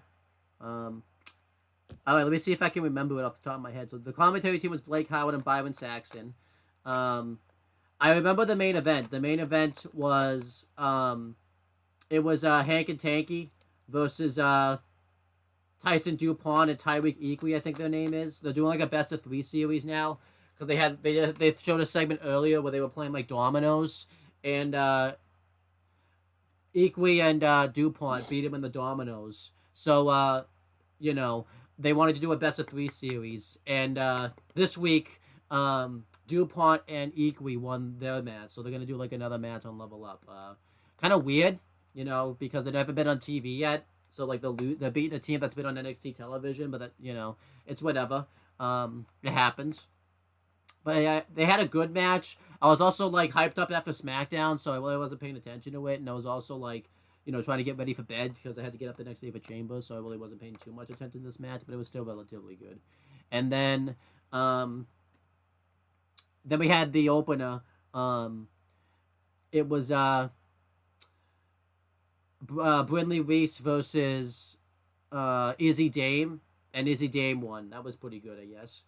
And they worked well with each other and everything like that. It was face versus face, so it kind of made it like awkward. GMO would not like this match. Face versus face, they don't like those matches. So, but yeah, this was good. I don't understand Brindley Reese's character anymore though. It's just weird. So, overall, that was good. Level Up was okay. I'll give it like a C. I'll be generous because they had good matches on it. It's just if it had aired a different day, like not the day before Elimination Chamber, I probably would have liked it more.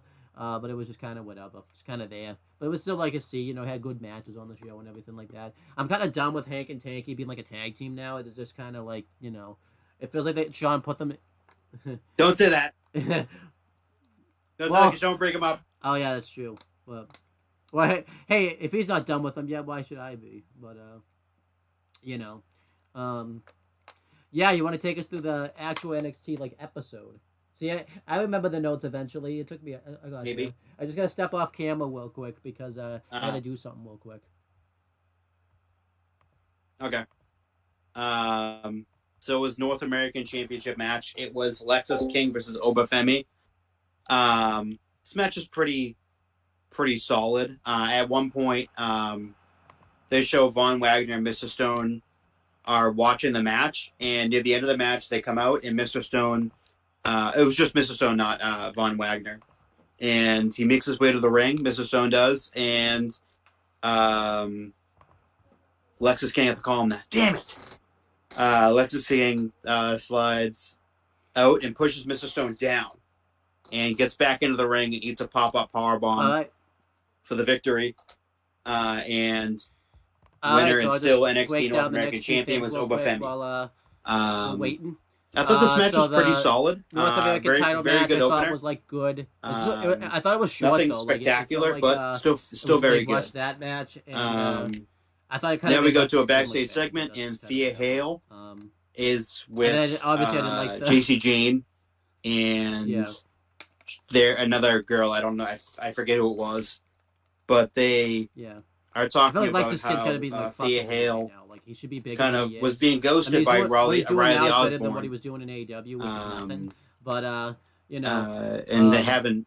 It feels he like hasn't called her much, since they were since they went on their date. I'm And like Ariana Grace he's really good. Walks in, and then the backstage segment with like Thea Hale. They get in, and they get into like a little that other person spat where she basically says that she's just using Thea Hale. It's just an average segment at best. Yeah, pretty much at the moment. Yeah.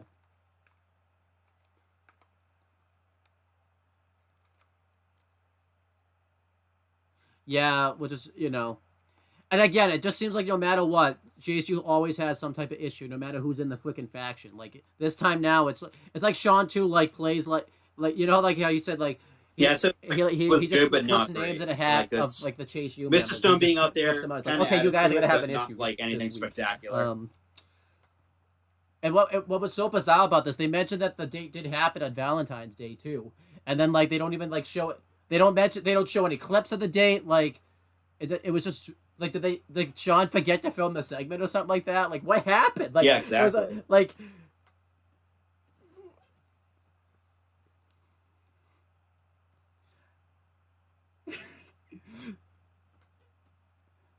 why are they not a cut? Yeah, I was like, I couldn't even think of her name. So it's like, she's just like a fucking like a nameless. It'd be better too, but then he comes out later on the show, and it's just really awkward. And it shows like during the segment too, like it gradually I think they're pushing Thea out. You missed a segment, unless you already covered it. Yeah, it is. Yeah.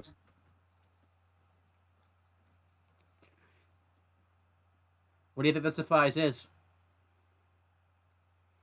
I think I know what it is. It's a restraining order. It's so stupid. Because I don't know if you see every time Tatum makes They a did. post now that has to do with Lyra. Lyra will comment. It looks like I'm getting a restraining order, so I think it's gonna end up being a restraining order. It was like So it's gonna be. it's like, okay, this happened. Yeah. Like, okay, like what happened? Are they I don't know how you really a continue couple? the No, they're storyline not. from there though. Okay. Like, is it? That's basically okay.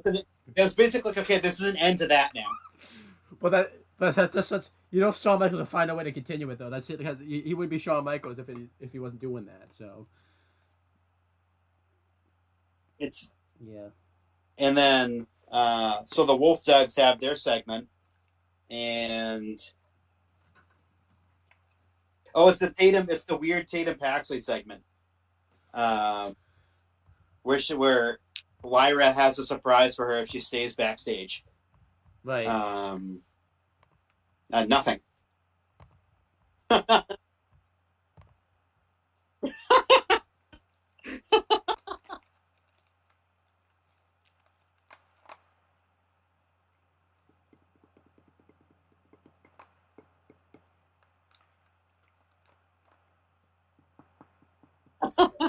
That would be so funny. I would love it.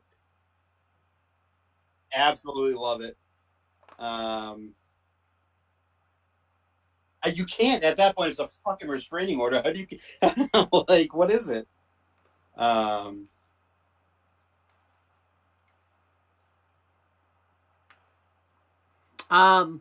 no, they're gonna find. Yeah, I like this for what it was. Though. So like I said, like Wolf Dogs, we're gonna have their celebration, and Corbin and Braun are in the ring, and they're talking about like, hey, wait, no, not so fast. That's like a reference to Seth Rollins because there's like stuff who on would have thought Instagram about it where like Seth, that I mean, he didn't say exactly the same would be thing, but it was happening pretty now. much a reference Like to us that being a segment, tag team cool. and being tag team champions back at and, No Mercy. in September. What I really liked about this is Baron Corbin made sure to mention that he beat and they find it funny and whatnot. Funny. And they talk about a tag team name that they're gonna have. They didn't really make like any references. For their finisher called the SmackDown Spear and of NXT didn't Days. really reference each other. Like they mentioned that Braun. And then Andre Chase interrupts like an NXT tag champion signed, but because with Duke NXT Hudson, this episode was filmed. They want a tag team title match. I think like the same day as last week. And it just becomes a clusterfuck at this point. So like they didn't play up to it too much. Frazier like, on SmackDown, he did come up with the NXT and they also want a tag team match. I don't think he had won the belt yet or something like that. It was something like that. And then Eva ends up coming out with the tag title makes on SmackDown. Official, I guess. Which is just weird. Yeah, overall good segment here. I like the Wolf Dogs. And Corbin broke his promise, by the way. He was supposed to say the Wolf Dogs team name one time. He hasn't done it yet. So what's going on there?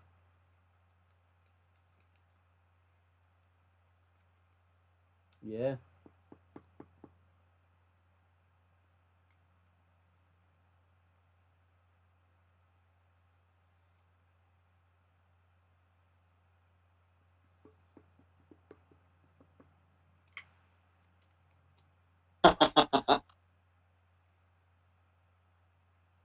Yeah, I think she's here now, pretty much now, right? Like, I think that's the case. Yeah.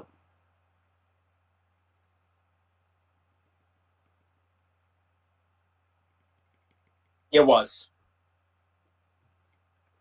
Yeah, it was dumb. Was she even stripped of the belt, actually? I think she was still champion, actually. I don't even know. They never said. Like...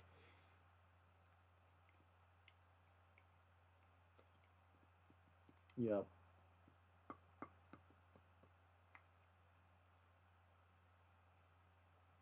Pretty much. Maybe we'll get it tonight because when we're recording this, it is NXT tonight. So we'll see. So they go to a backstage interview with Roxanne, and she says that Ren Sinclair reminds her a lot of herself, but soon enough she will learn that happy to be here isn't good enough. Yeah.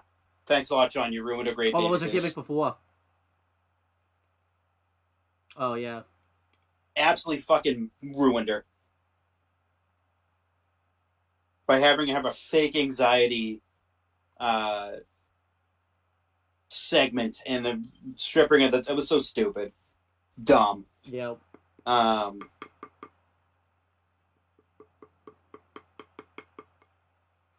Yeah, she's the know, that's uncrowned terrible. champion.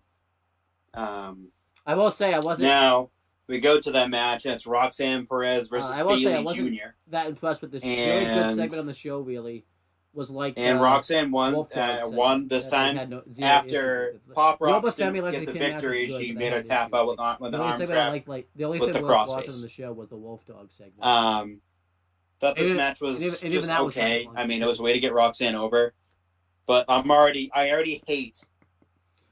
We also had that three faces fact that they brought in Maddie Rankowski, whose gimmick was the exact fucking opposite of what this is. She was like a mean girl type of thing in like NWA and in on Dark. It was kind of like that'd be funny if it was him. She was like kind of like a tweener or a heel. You know. But now it's like she's just fucking Bailey Jr. Yeah. Nervous and excited. It'd be funny though. Nervous. Like, remember, stop. This gimmick has already been done way before. Back in the day, had like the black mask or whatever, and like it was supposed to be somebody else, but like that guy got hurt or something, so they had to make it like Ric Flair. Like it was like he kept it. Yeah, the Black Scorpion. It was like, I don't know, like they had an idea that it was gonna be somebody else, but he like left the company or got injured or something, and then like they had to make it Ric Flair when it didn't even make sense for it to be Ric Flair like in the storyline. Exactly, yeah. It was funky and it was a clusterfuck of a segment.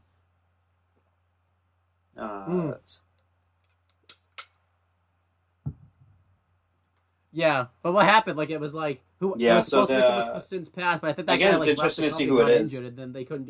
It couldn't be that guy. So it definitely does not seem like it's Tama Tonga. That's for sure.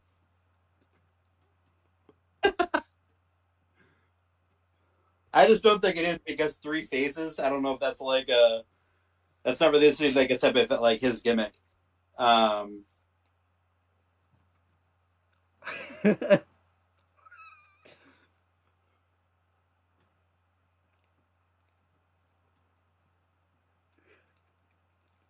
The black Scorpion. Yeah. So this would be kind of like that. Like they keep doing these three faces thing, and like Sean, and they don't have a plan for him. So then, what a coincidence! They signed Tama Tonga. They just decided to make it him. That'd be hilarious. It didn't. It was supposed to be the gimmick was it was supposed to be someone from Sting's past, and we have to do that as a retro. It's so bad. I've seen it like 100 times. It's so bad.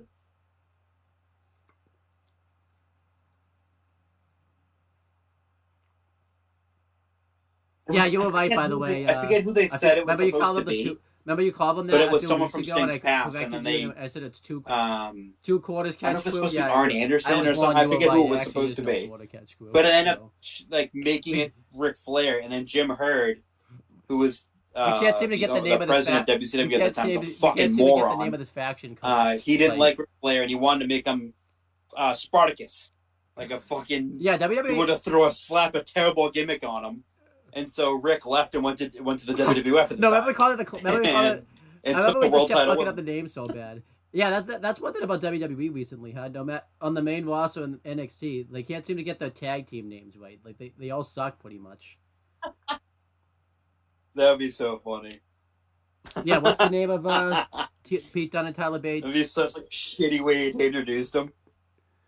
Yeah. So they go to commercial.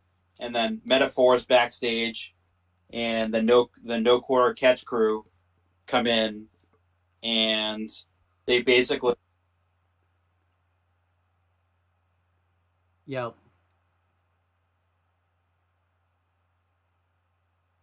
I don't think it's gonna be. I think it's gonna be Damon Kemp. No quarter, 2 quarter, 4 quarter, 5 quarter, 6 quarter. It's oh, no, why are you doing that, bro? Come on. It's not a good name. Yes, I don't know what they mean by no quarter catch crew. Did they not even quarters? They checked out too late one time.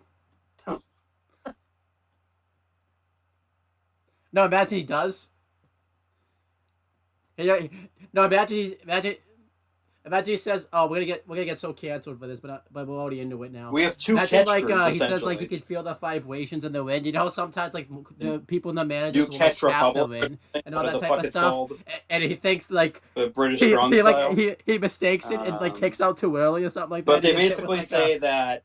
Oh my gosh. I think it was Drew said that one of our members is going to face Noam Dar for the Heritage Cup Championship. Remember, I've been hyping this up strongly for alluded weeks. to the Wait fact till you that see it what was they've going to done be with Charlie Brooks Dempsey. Jensen. What do you think of Fucking what they've should done be. with Brooks? I've been hyping this up 2 weeks for you, saying like, oh, he's really generic now. What do you think of him? Maybe I think it's going to be Miles Bourne, but I don't think he's going to be able to hear anything. I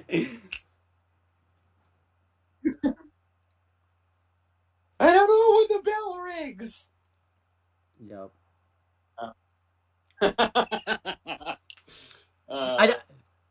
The match was like good, I guess. But like I just didn't want to see them wrestle, so I didn't care. Oh my god! I love too at the end of the match. He's just like, I did this because I love you, type of thing. Like he didn't even want to hurt him at the end of the day. So like, I think he was just doing it for like tough love. Just be a team then. If you didn't want, yeah. I guess so. Right. It was so obvious Josh Briggs was gonna win this match too. Like there was no way. What's the plan here? Like, are they just gonna like? Because like Josh Briggs, I thought hasn't really done much since he's been in singles, and I think Brooks Jensen goes right back to like the Brooks Jensen versus Josh Briggs. I think Sean just didn't want them to team anymore. I think Sean just didn't want them to team up anymore, so he just broke them up for no reason. Generic times 50. Yeah, this was like it's not good. Fucking awful. This match is and then not after good. This, like I think the show starts. And of course, Josh Briggs wins. I don't even care. I don't even fucking care.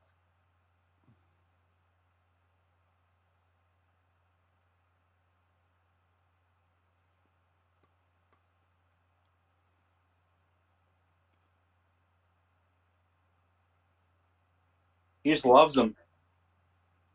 He's obsessed with him. He loves him. I liked this. I love this. I like this segment a lot, though. Oh yeah. Yeah. I could have done without the Luca Cusafino part of it.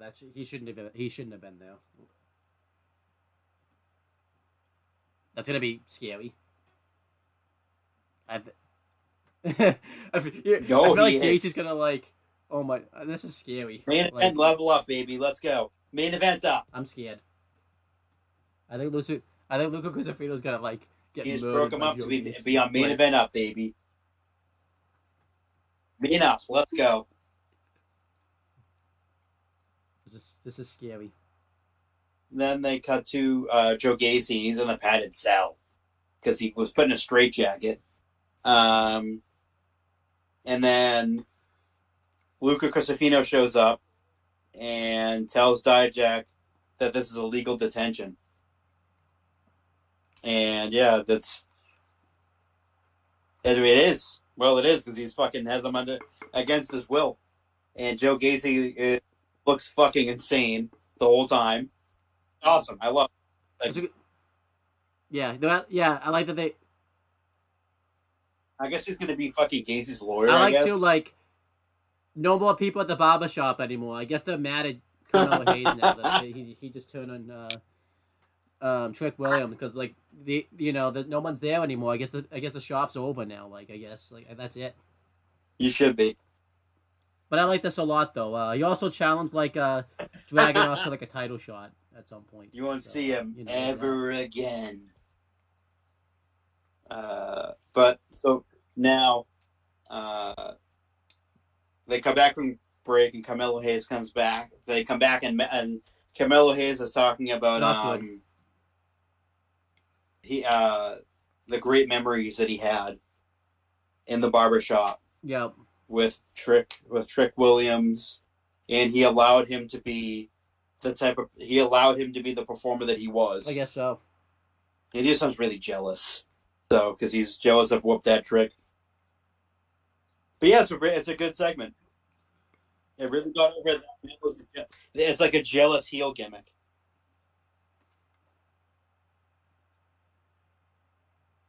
So is he here? So is he here now? Because it seemed like he was a heel. Like,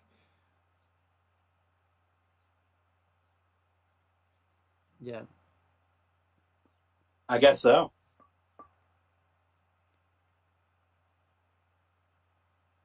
Yeah. I don't know what this means for like the family. Yeah, I mean, But I'm kind it's of done going with to be this shit. interesting for sure. It's I getting like it. stale now at this point.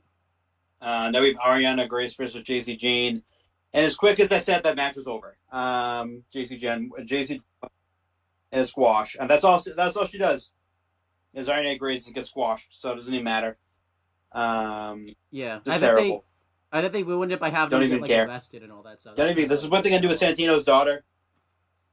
Fine. Because then he came back and like he wasn't as with. over anymore. Like because they took him off TV for like what? So, I think he was off TV for like 2 months. They cut to a vignette like, for the D'Angelo family, and they said like, they're going back like to they their had old ways. I mean, He's this going is to enforce typical the Shawn rule Michaels. It felt like they as had the light in the Dawn bottle with like his properly. baby face running everything, which is interesting. And then he was off TV, and he wasn't injured. He wasn't just anything magically, like that. He was I guess. just gone, like like for no reason too. Like Sean, just like that. like day, picture right now, Cody like, Rhodes was in NXT right even now. though there was no signs of it, he's on fire. I think now. Sean would like take him off TV for like a stupid like because if it'd be one thing if he was injured. Tony D got taken off TV so he could do like a stupid storyline when he was in jail and all that type of thing. It was so stupid. I mean, I've been done with it for a little bit. I think what was dumb about it was good in the beginning, like right when they turned face, like yeah. Tony D was also like too, on fire. It didn't help Stacks either. He was doing great. He was having that great. He had to wrestle on his own hijacked. pretty much, and he wasn't ready to be wrestling on his own yet. He needed a tag team, and like it kind of ruined him a little bit too. Like I don't understand why. That was absolutely where it started to fall off. He died. Well, he's too busy teaming up with Griff Garrison on ROH, so he doesn't have time. Not really. Like they just come out and just like lose all the time. So. Oh yeah, that's right. Yeah. But yeah, I didn't like this family segment.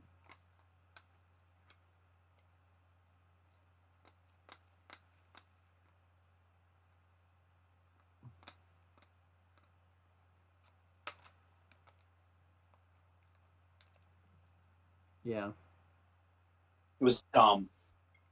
That's really where the interview the was beginning of the end for them. And then I like to like doing the interviews, just like I'm gonna talk about this next week, and then he just leaves, and like Sarah Schreiber was just like, okay, I guess the interview's over now. She's just like I guess it's done now. Like she just like I like how that happens a lot in WWE interviews. Like the wrestler will just like walk off the interview like before they were scheduled. That's what they like, could have used Cole Carter. I guess this is over now. Like they don't try to keep it going. They don't like Cole Carter didn't though. They just let them leave.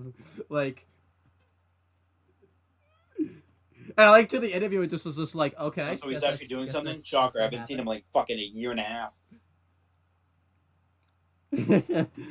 After he did that fake Sting thing. Remember you tried to quit Massasoit Wrestling Corner or whatever, and you got trapped? You couldn't quit. JC makes their entrance, and they go to break. They come back from break, and Ray Charles interviewed. And for some reason, he's remorseful. I don't know why. They've been jumping him for almost a month now. Why are you remorseful? Yeah. Stupid. Dumb and stupid. Don't care.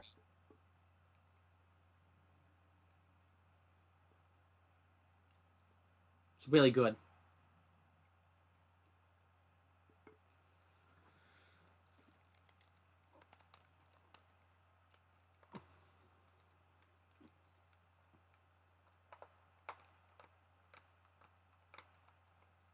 It was awesome.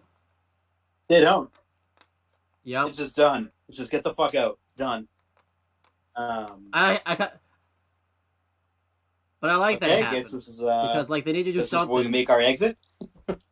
Okay, we are allowed to leave now. I'm not trapped here anymore. Yeah. Against my will. Plus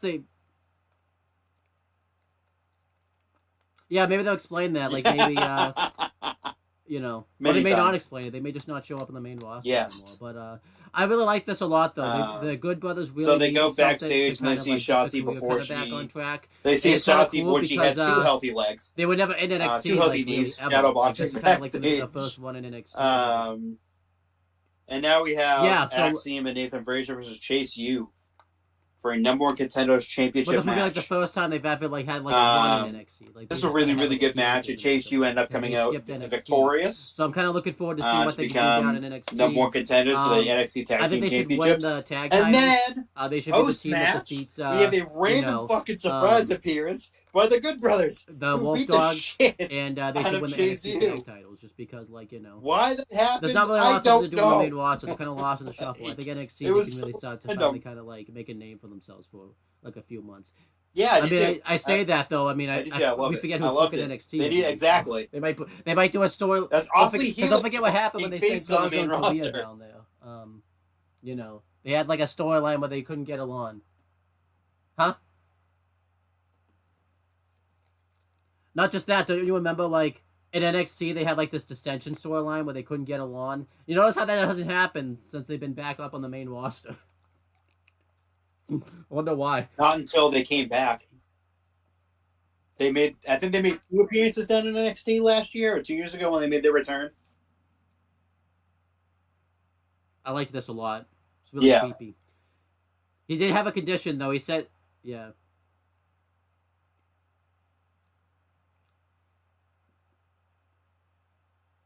Yeah. Also, though, he did throw a condition, though, then that he won't defend the title against him at Spring Break-In unless he beats him face to face tonight, because we're filming this the same day on Tuesday. So like, he has to be on this episode. Oh yeah. It'd be hilarious if Carmelo Hayes just comes down there, like goes into the ring, meets him face to face for like 1 second, and then just leaves. That'd be hilarious. Like, he'd be like, "See, I bet you face to face." Type of thing. Back up. But yeah, It was I really like immediately this brought promo. back up. I really like this promo a lot, though. Like, they did like this bit, like you mentioned, where you mentioned like you're gonna take his soul. Like, his eyes got like really red and like went black and white. It was kind of scary. You ever notice I find like a lot of things scary? So that cuts to a promo of Ilya Dragunov saying that apparently, yeah. Carmelo Hayes can come for his title, but he's coming from Melo's soul. Ooh, I love it. What he did? I love it. Dragunov is he's gonna defend his best friend Trick Williams. Yeah, what about 2003, Chris? You. But yeah, no, this was good segment. Really good. And then we have a segment that's not good.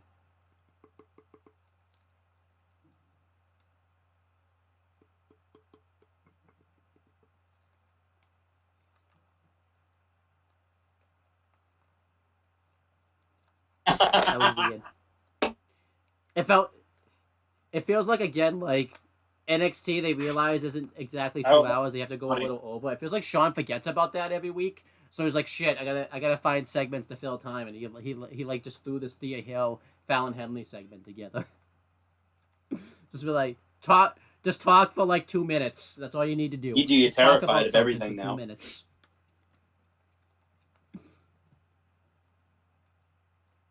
Good. Make sure Kane doesn't find you though. Would he have? Would it be 2003 Kane?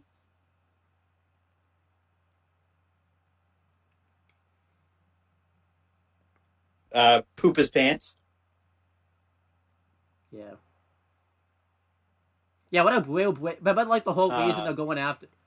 Yeah. Yeah. Yeah, remember, like, the whole Legend reason they were going after Kalani Jordan, because there's, like, this breakout style and everything like that. They came here and this lost. Like, yeah, so what a Thea breakout fucking style Hale coming and after, fucking like, Fallon Henley talk about themselves. I don't care. They don't even, like... They just don't care. They don't even have they don't have them interfere in the match or cost them a loss or anything. She just lost. Like, it's great. I mean, yeah, after she'd been beaten up, you know, in the match. He did, 100%. However, Last Legend did make sense to win because they didn't realize that they were going to need this later on, this win right here. So this exactly kind of benefited NXT. So then we get to Kalani Jordan versus Last Legend. It would have been weird if what typical happened in the show happened. David versus Goliath, so but Goliath wins. It accidentally benefited NXT. Last Legend won with a choke slam. So that's good. Yeah, I don't even care. Like, she does some fucking gymnastics and leaves after Kiana James and Izzy Dame try to attack her. But terrible heels.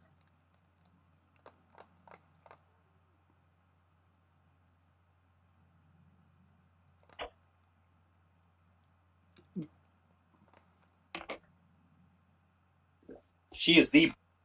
Yeah, I like this a lot. This is kind of back to like what they were doing at Impact and everything like that, like their gimmick Just before shows they came up. back to WWE. And it's like, hey, we're here to beat you up now. And she goes, I'm going to gymnastics my way out of this. Which I think was really good. So it's good stuff. It's good. I mean, the Good Brothers. That's all you have to say about it. Good Brothers.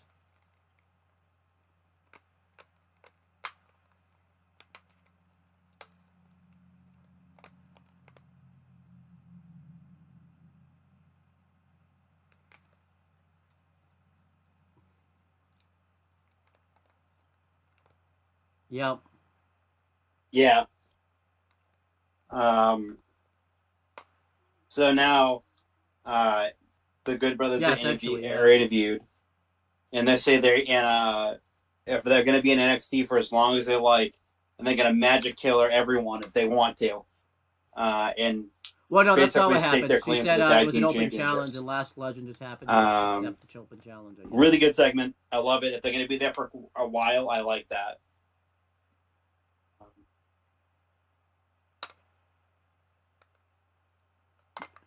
Yep.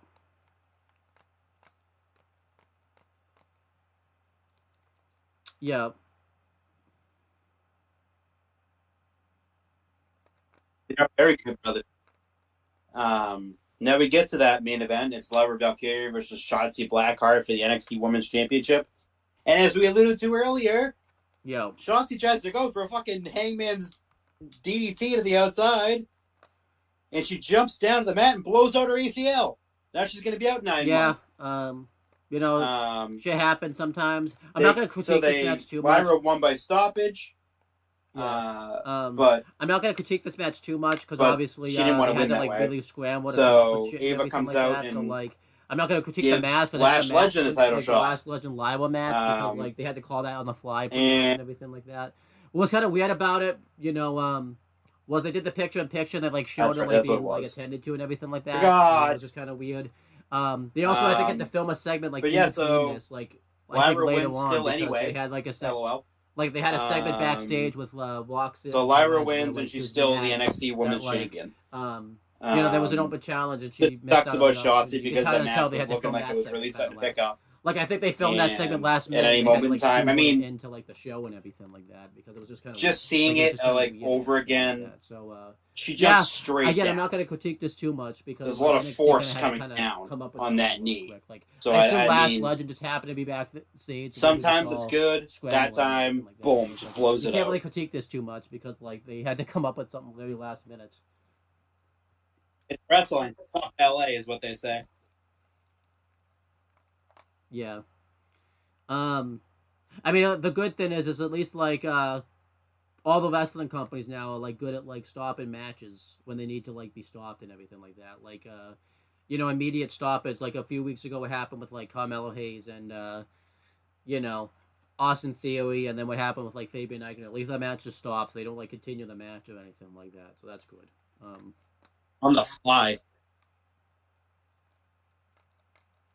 So yeah, you want to do a nice little just a very I bet you do the letter grade first again this time. You want to do a nice little letter grade for NXT?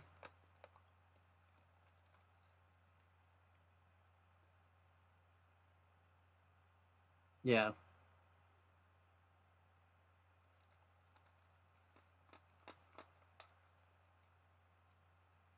Yeah, this was better than like the last couple of weeks, I think. It really picks up like once. Yeah, exactly. You can't really critique them for it.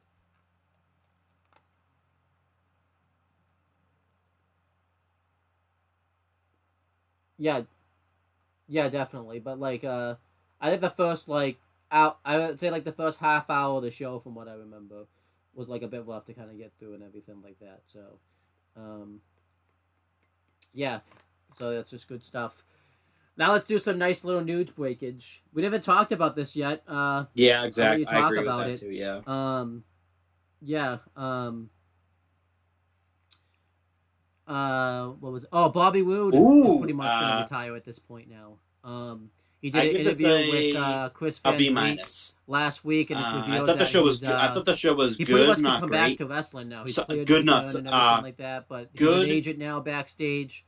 like a little bit And more, says that a little better than solid, but good. he's kind of at the position where he Um, wants to be. He's also like 48 years old. He doesn't really feel the need to get back in the ring.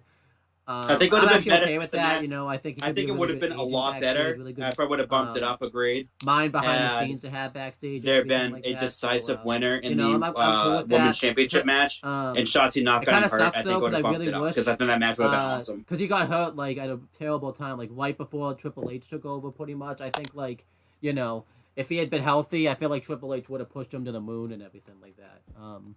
Maybe not to the moon, but like you know, obviously because like if it, you know, but like I definitely think he would have been like he probably would have been United States champion. I think at least I can't really say he would have been maybe like a top contender to like the world title. Like I think he would have been one of the guys that faced Seth for the belt when he won it and everything like that. But yeah, he did say though it's not like he would do like a Royal Rumble appearance or something like that if he wanted to. Like he wouldn't, but pretty much him wrestling full time is over pretty much. So how do you kind of feel about that with Bobby Roode and?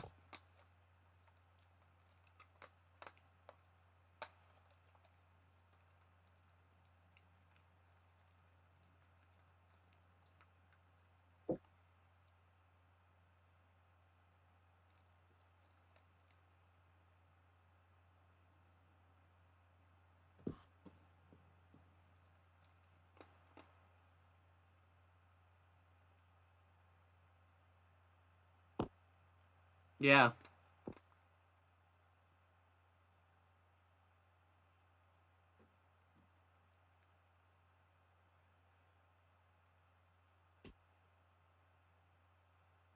definitely. Oh, definitely.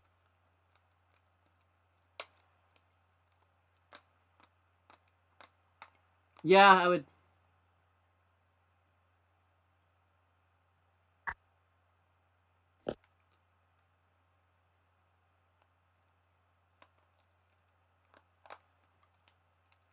It is.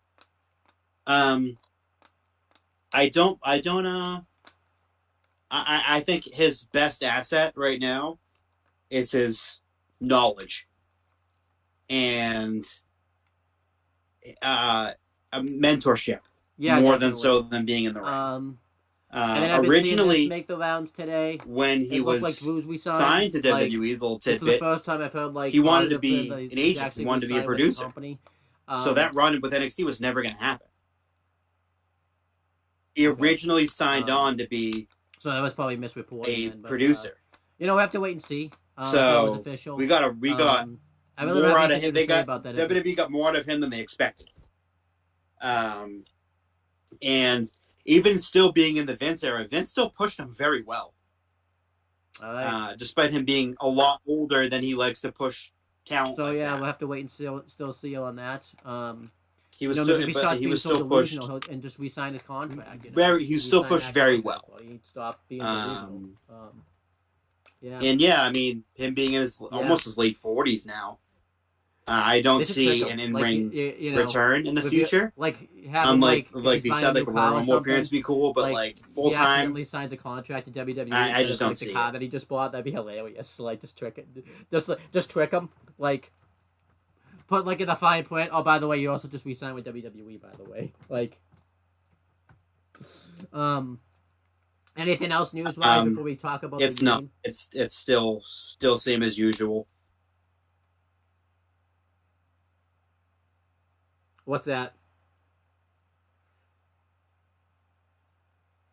I had to look it up too, but yeah, I looked it up while we were doing, around that time that I saw Tom. Someone said that Drew resigned. I looked on Twitter, and it's not.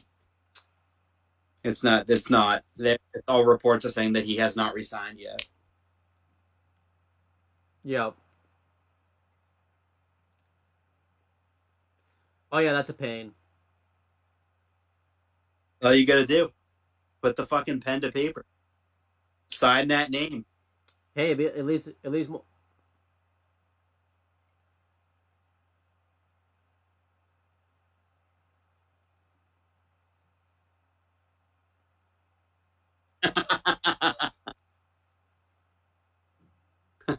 Yeah. Oh yeah, it's in the frame right now. Yeah, definitely. No, but there's a little bit more information on Tama.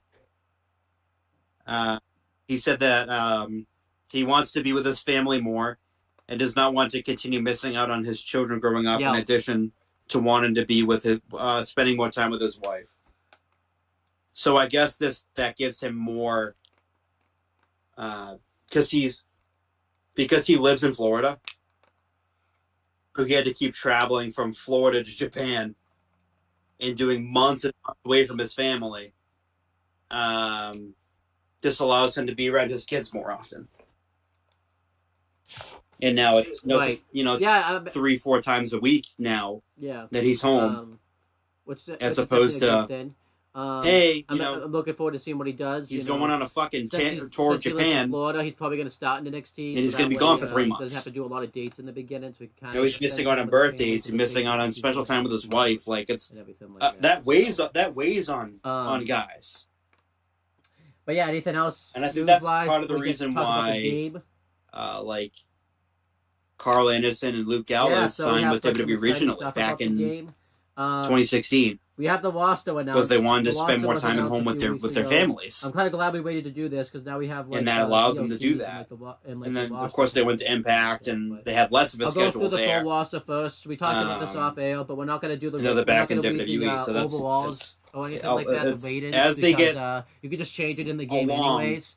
In their careers, and that just means you hard to look up. So, they tend to do more. Let's go through the roster. We're gonna start with the Legends. It's more of a family decision. We have Macho than a Man him Randy decision. Savage, Ravishing Rick Rude, Rowdy Piper, but this seems like this was more Cold him Steve decision. Austin, Superstar Billy Graham, Andre the Giant, Bad Bunny, Batista, Beth Phoenix, Big Boss Man, The Boogeyman, Booker T, Bray Wyatt, Bret the Hitman Hart, The British Bulldog, Bruno Sammartino, Cactus Jack, China, Diesel, Doink the Clown, Dude Love, Dusty Rhodes, Eric Bischoff.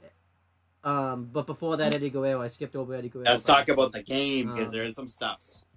Eve Torres, Farouk, George the Animal Steel, Harley Race, Hollywood Hulk Hogan, Jake the Snake Roberts, JBL, Jerry the King Lawler, Jim the Anvil Neidhart, John Cena, Kane, Ken Shamrock, Kevin Nash, Kurt Angle, Lita, Mankind. So we get all 4 members of Mick Foley in the game, which is nice because they've only gotten one recently. Yeah. Then we have Maurice, Mighty Molly, Molly Holly, Muhammad Ali, which that's insane. Razor Ramon.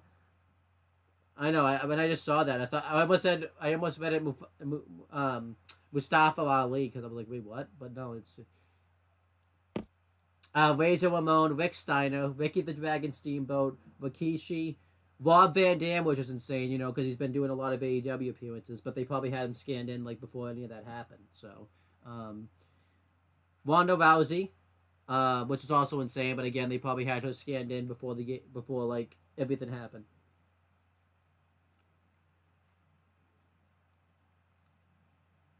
Yeah. Scott Hall, Scott Steiner, Shane McMahon, Shawn Michaels, Stacy Keibler, Stephanie McMahon, Stardust, which is interesting. You won't get Stardust though, right? Yeah. Know, right? The 3 faces of Foley and GM McFoley / manager. Oh, okay, I wasn't sure if you would. 6. Oh, 6.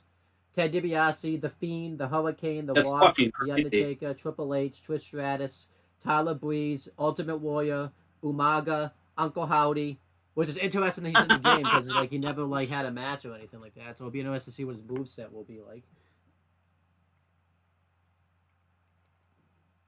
Oh, okay. I didn't play as him really. I don't think so. Vader, Wade Barrett, William Regal making his return to WWE games. X-Pac and I thought that was weird that she was in it, right there but that was it's probably too late to take her out now. I'll go through each one just because she's been the Legends and Alumni. This game was in production long when she was in the company. Yep. Oh, really? That's how.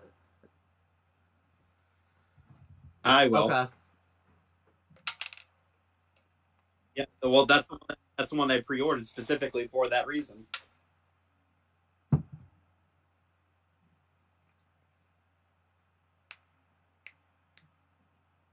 Okay. Yeah, that's insane.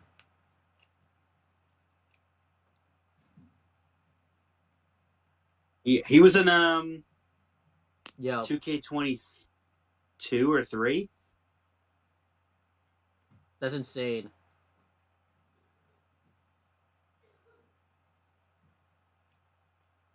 That's insane. Yeah. Yeah. Can't wait. So Um. I will say this.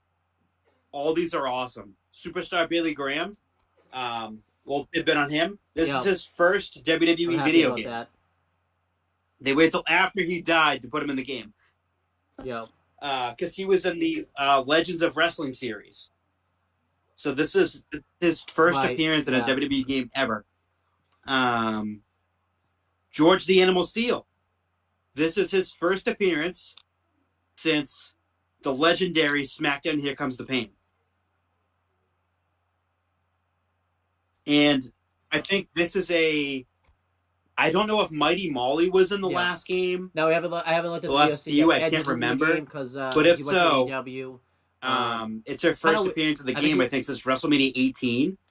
Well, that's 8 as Mighty Molly, I believe. I think she was Mighty Molly in that game. That's just a legend pack. This is now the people that. But yeah, Muhammad Ali being in it too is fucking awesome. I love that. Love that inclusion. Go over the DLC. The one name that I'm everyone else is pretty much the same though. And then the besides the three faces of Foley being back in it. You can do SmackDown if you want. So they were in 2K20. They would take it out after 2K20. The one name that I'm surprised isn't on there, but it might have been too late, was Brian Pillman. Is Akira Tozawa, Alexa Bliss, Becky Lynch, Bianca Belair, one of his daughters. Braun Strowman, in the last few months, or a couple months ago, game signed a Legends deal. He made the cut too late for 2K20. Maybe because I didn't see him in any of the DLC. You know, so I wonder if he's going to be like in next year's game. But then he wasn't for some reason. Yeah. So I'll go over the DLC. Yeah. So. Then we have Candice LeRae, Carmella, Cedric Alexander, Chad Gable, Chelsea Green, Cody Rhodes, who's the cover star of one of the covers, which is the cover you have, Damian Priest, Dexter Lumis, your favorite Dominic Mysterio,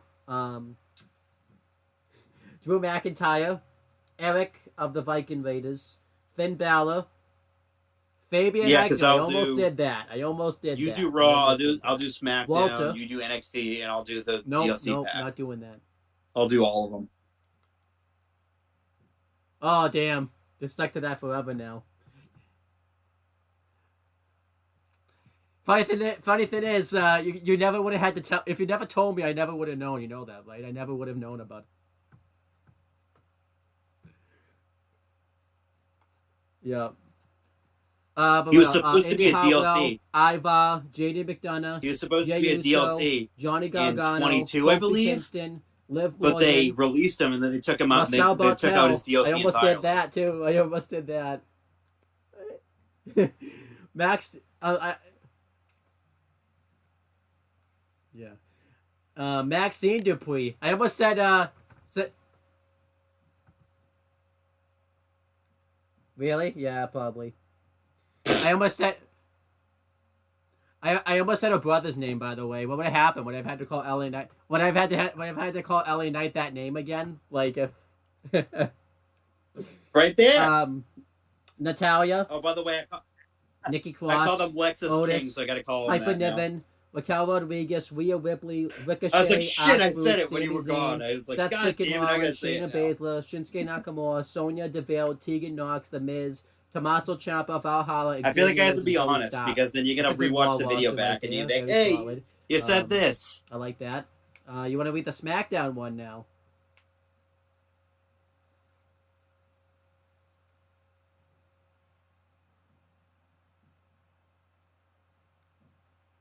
Oh, Yeah, I've been saying that. ooh, twice. I know one of these times you're gonna read over one of these things and you're gonna say it. Yeah. Yep. He'll probably be like. She's literally the he'll probably still worst dress character like in the the way he game, I does think. now, obviously, because like you know. Yeah. She's like a 65.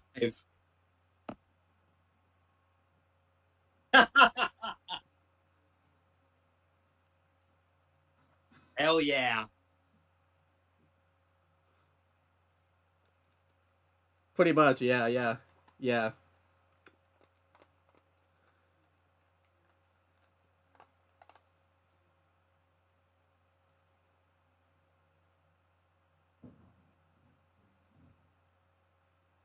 Oh, that's cool. I think I remember that. Yeah. Okay. AJ Styles, Alba Fire, Angelo Dawkins, Ashante the Adonis, not Adrian the Adonis. Asuka,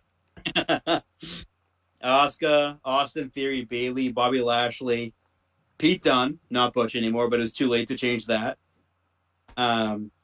Cameron. Oh yeah, absolutely yeah. Because he was still.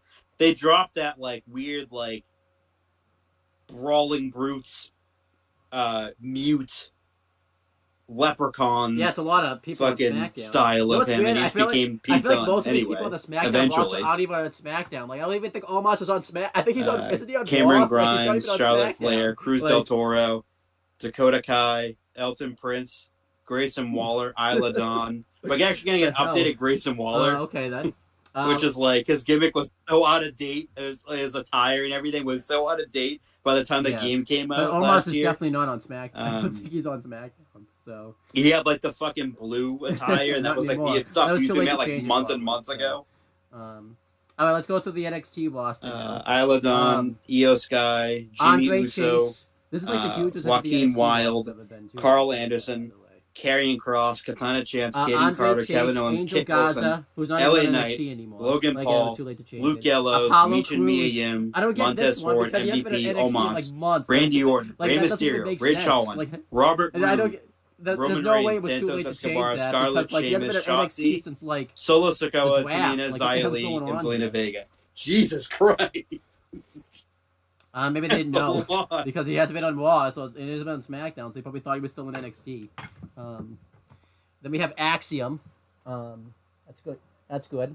I can't even tell you what Baron brand Corbin, he even Blair was drafted Davenport, to. Braun Breaker, Brooks Jensen, Brutus Creed, Carmelo Hayes, Shannon Like, for the Stacks most part, Lorenzo, though, Cora Jade, Damon Kemp, Dijak, like all Drew of these Gulak, people Duke were on Hudson, SmackDown. Fallon Henley, Gigi Dolan, Humberto, he's not in NXT anymore. Either is fucking rich. Ilya Dragunov, Ivy Nile, but it was probably too late to change that because she's on NXT. JC Jane, yeah. Jinder Mahal, though, he hasn't been on NXT since, like, the draft. Like, what the hell's going on there? It's definitely the biggest. Joe Gacy, Josh Briggs, Julius Creed, Mark Coffey, Nathan Fraser, Nikita Lyons, Noam Dar, Roxanne Perez, Sangha, Scripps. I wonder what Scripps will be, though. Will he be like the mass version of Scripps, or will he be like the, Reggie, pretty much? Thea Hale, Tiffany Stratton. Yeah, a long time ago. Tony D'Angelo, Trick Williams, Tyler Bate, Via Mahan, Wendy Chu, who I forgot he was even on the company, Wes Lee, and Wolfgang. That's a good NXT roster right there, though.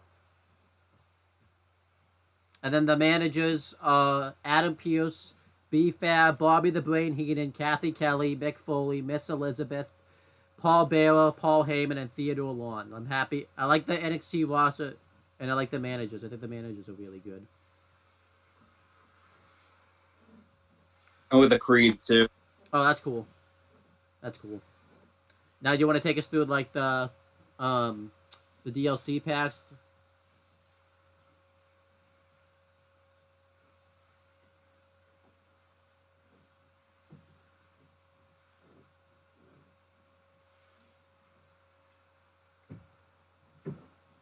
But I get it for free, right? Yeah, I think I bought it because I bought the Yeah. I bought the I think it's Legends gonna be of the Wrestling Reggie. thing, so that's how that works, right? Okay. Yeah. I did too. There you go.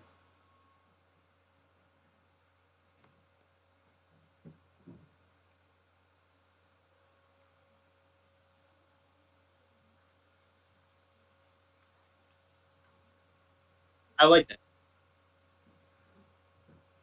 The managers are awesome too because you can use them as special guest referees. I just saw that today on a video that I watched.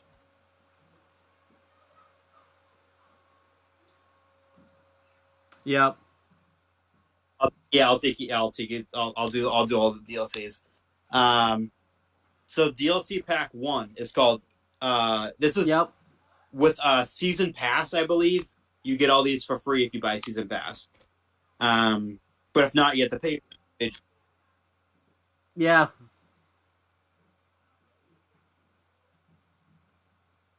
Yes. So you got the most expensive one, so That's you get it for free. Yeah, that's insane. Since I bought just the standard game, I'm gonna have to pay for it, which I buy it every year, so it doesn't really make a difference to me. DLC Pack 1 coming out May 15th is called ECW Punk Pack. It has, if like we said earlier on in the show, once CM Punk, after a thought that he might not be in the game because it was too late, he is in the first DLC, you forgot, which is awesome. My faction content, ECW. And finally, making the return, Bubba Ray Dudley, Devon Dudley, Sandman, and Terry Funk. This is Sandman's first appearance, I think, since it was SVR 08. Yes. This is Terry Funk's first game in a few of them. And this is the Dudley's first game since like 2K20, I think, or 2K19. I'm so happy now. The Dudleys are going to be, you can actually have them and they'll be inserted in the game as a tag team, so you don't have to make them. Yeah. And I no longer have to do Brothers of Hardcore anymore and have a generic theme song. Yes. Yeah. Because when they took the Dudleys out of the game, a while ago, yeah, their calling was also funny. Still. It's also really funny. It's called Post Malone. But like in 2K22, they took it out. Post Malone is friends with all these people. Then, like, is he just, DLC 2 coming out June 26th is Post Malone and. So my faction content is ECW Paul Heyman manager card and superstar card. So for you who play my faction, which I probably won't, that could be interesting. DLC 2, which is, like I said, Post Malone and Friends Pack, which comes out June 26th, is Post Malone, Sensational Sherry, Mosh and Thrasher. That's going to be cool. The Honky Tonk Man, and Jimmy Hart as a manager in my faction of superstar cards. DLC 3. It's interesting, though, with Mosh and I can't even tell you the last time they were in a WWE game. Was it added? Holy shit.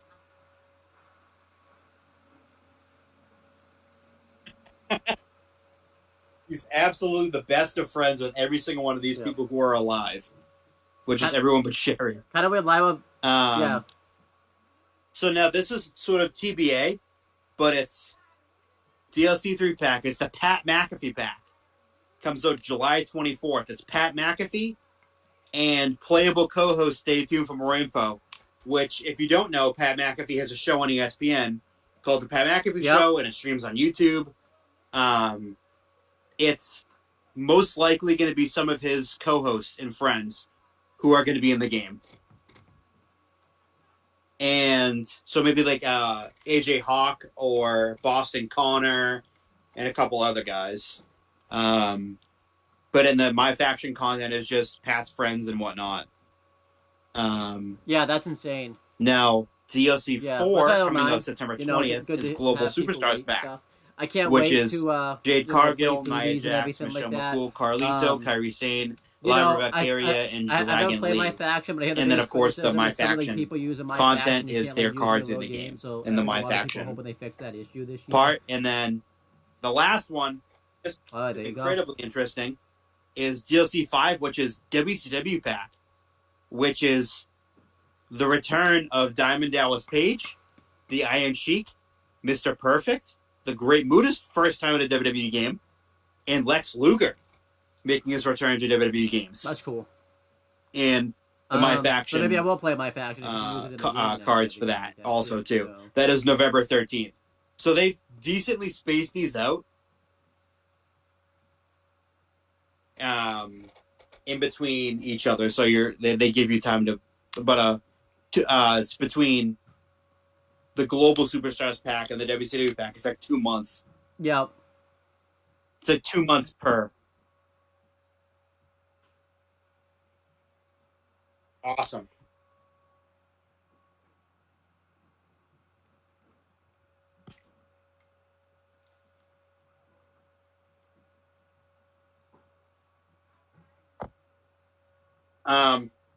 That's good. They did.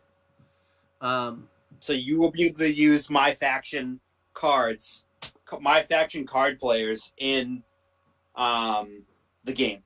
So Cody Rhodes has a Mattel figure with the torn pec and it bruising down the arm as a playable character in the game. And just gonna be really excited to play this game. I hear Universe mode is gonna get fixed, which is good. Because I think once you get the game and you like download and everything, and you look at the roster, I think there's like question marks there for whoever, like whatever card there is in My Faction you can play on the main game, which is like the biggest one of the biggest GM mode. news, You and I are gonna be playing that because we like to play that. There was what's I know the it's going to be status? different this year. Like you can, you don't have to modder, sign people for like a full contract and everything like that, which is going to be nice. He was taking like My Faction cards in modding the characters and putting them into the game. So like whatever they were in My Faction, he was like making them and then putting them into the game and having like hitting commentary and everything. I always thought of this because we never do it. We should see like what the move. So he doesn't. We never played the. What's the status? I wonder what like the move set is. I wonder what the entrance is like. A bunch of Finn Balor stuff, and just he does so much. They tried to ban him a few times. Yeah, like do like how like not. He play did the a lot match, of great like, work, and I have a lot of respect for him for doing like that. A watch along, like watch, like you can like watch the match, like a spectator. I think it's what it's called. Yeah, it's probably like. Bam Bam. I still remember like when the Red Flame like quit Raw and they just re-signed him a few weeks or a little bit past you re-signed him a few weeks later anyways, and it ended up working out better for you. Huh? It will be. I'm trying to remember what else like funny moments happened in like GM mode that happened with us. Like there was like another like wicked funny one. Unless if it's the Red Flame. Like we laughed our asses off when Vince McMahon asked for like a new contract and everything like that. Like Lifetime. Yeah. I still love the. I remember you kept looking for Red Flame versus Vince McMahon for the WWE Championship. Oh, we didn't mention it by the way, but no Brock Lesnar with Vince McMahon in WWE. That's something we should do at least, like to see what their movesets are. Reasons, so.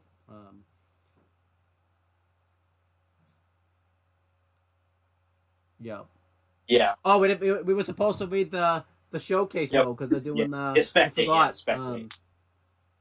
Let me find the 2K showcase because they're doing like the 40 years of WrestleMania showcase mode, which I like because it's 40 years of WrestleMania this year. There were some people that were thinking it wasn't going to happen since it wasn't actually 4 years of WrestleMania, but they kind of forgot for like 2K14 they did like 3 years of WrestleMania. So, I'm really liking this. Do we know all the matches yet? Just so that way.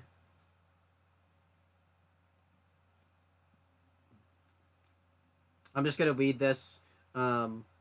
This is a full list confirmed. So that was on funny. This website. That was really if it's funny. not right, who cares? But we want to get them with the show. But I'm just gonna read this real quick. So we have for the Intercontinental Championship from WrestleMania 3, it's Ricky the Dragon Steamboat versus Randy Savage. Yeah. which is gonna be cool. I mean, they're still in the game technically. They're in Number the 2 game is files, from but they're WrestleMania unplayable 3 characters. for the WWF World Heavyweight Championship. It's Hulk Hogan defending against Andre the Giant. We have number 3 for the Intercontinental Championship. It's from WrestleMania 5. It's Rick Rude defending it against Ultimate Warrior. We have number 4 from the same pay-per-view. It's for the WWF World Heavyweight Championship. It's Hulk Hogan defending it. No, it's Randy Savage. I'm sorry, defending against Hulk Hogan. I got that one right there. Then we have WrestleMania 6. It's the Intercontinental and World Heavyweight Championship match. It's know of them yet, so. Ultimate Warrior defending the Intercontinental Championship against Hulk Hogan, who's defending the WWF Championship. This is kind of cool from WrestleMania. I think it's 8, because yeah, so they didn't do 7 for some reason.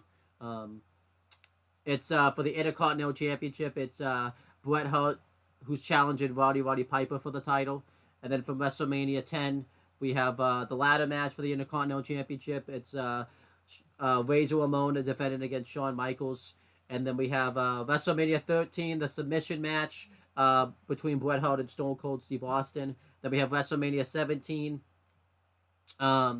It's the No Holds Barred match for the WWF Championship. It's The Rock defending against Stone Cold Steve Austin. Then we have from WrestleMania 20 for the WWE Championship. It's Eddie Guerrero defending against Kurt Angle. Then we have WrestleMania 21 for the WWE Championship. It's no, it's not for the title. It was just a match. It's Kurt Angle versus Shawn Michaels.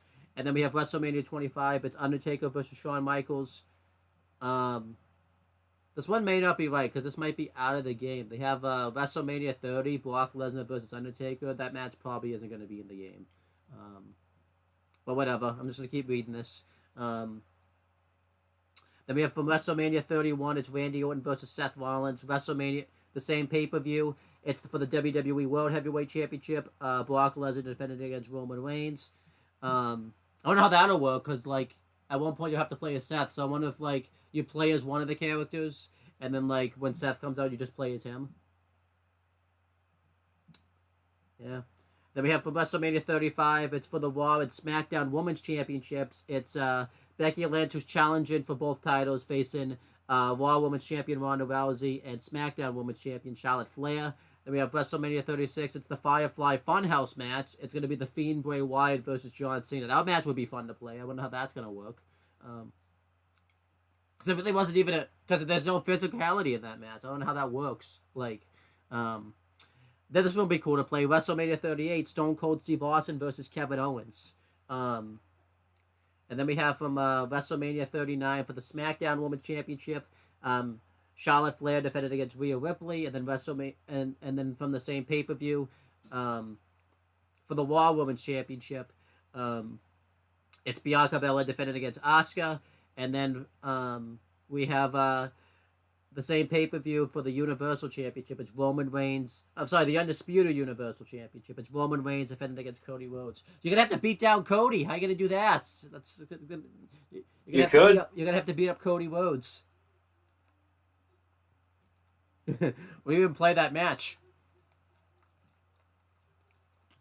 I feel like too, you're just gonna make it quick and easy. You're just gonna like hit one move and just win, so that way you don't have to beat him up. You're gonna be trying to go for pinfalls, like all worried you're gonna have to hurt Cody. Like shit, please kick it. You're gonna be like root for him to kick out too. Like come on, don't. Absolutely. No, you're gonna be rooting for him not to kick out. Nah, you're gonna be like, don't. That's awesome. Yeah, that's pretty much it. It's everything we have to talk about. I'm excited for this game. You excited, or you just like whatever? You're not pumped enough to pay the full price, though.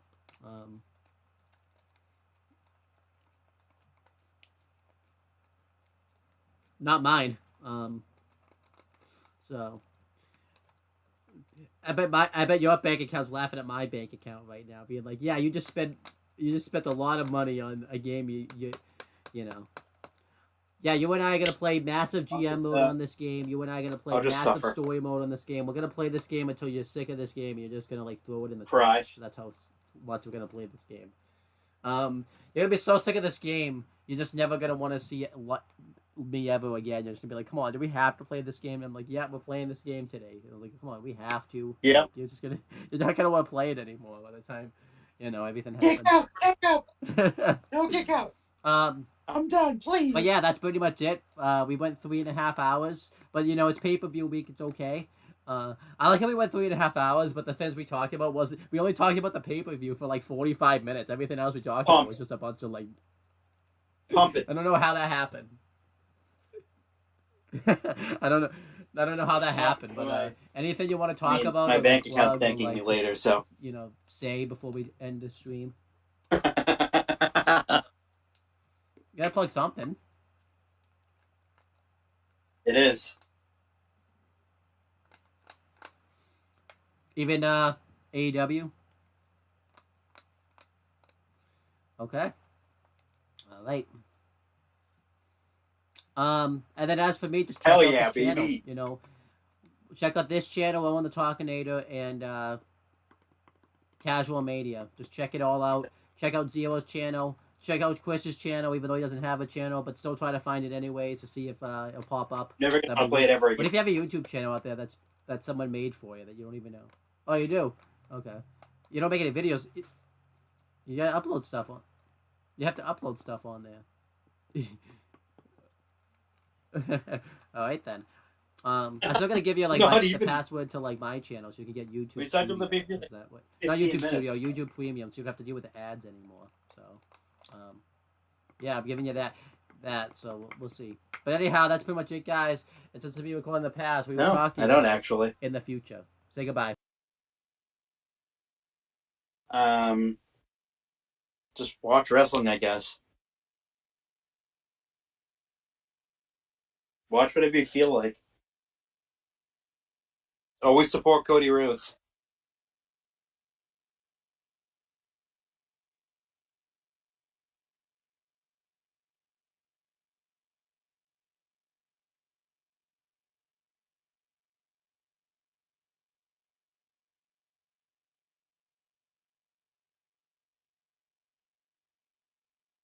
I do. I have a channel. I just don't. I don't even know what it is. I'm never gonna upload. It's gonna be a barren YouTube channel.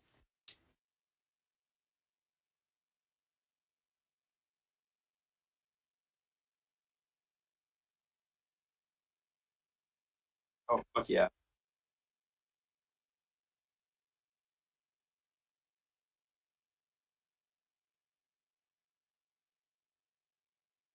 Bye.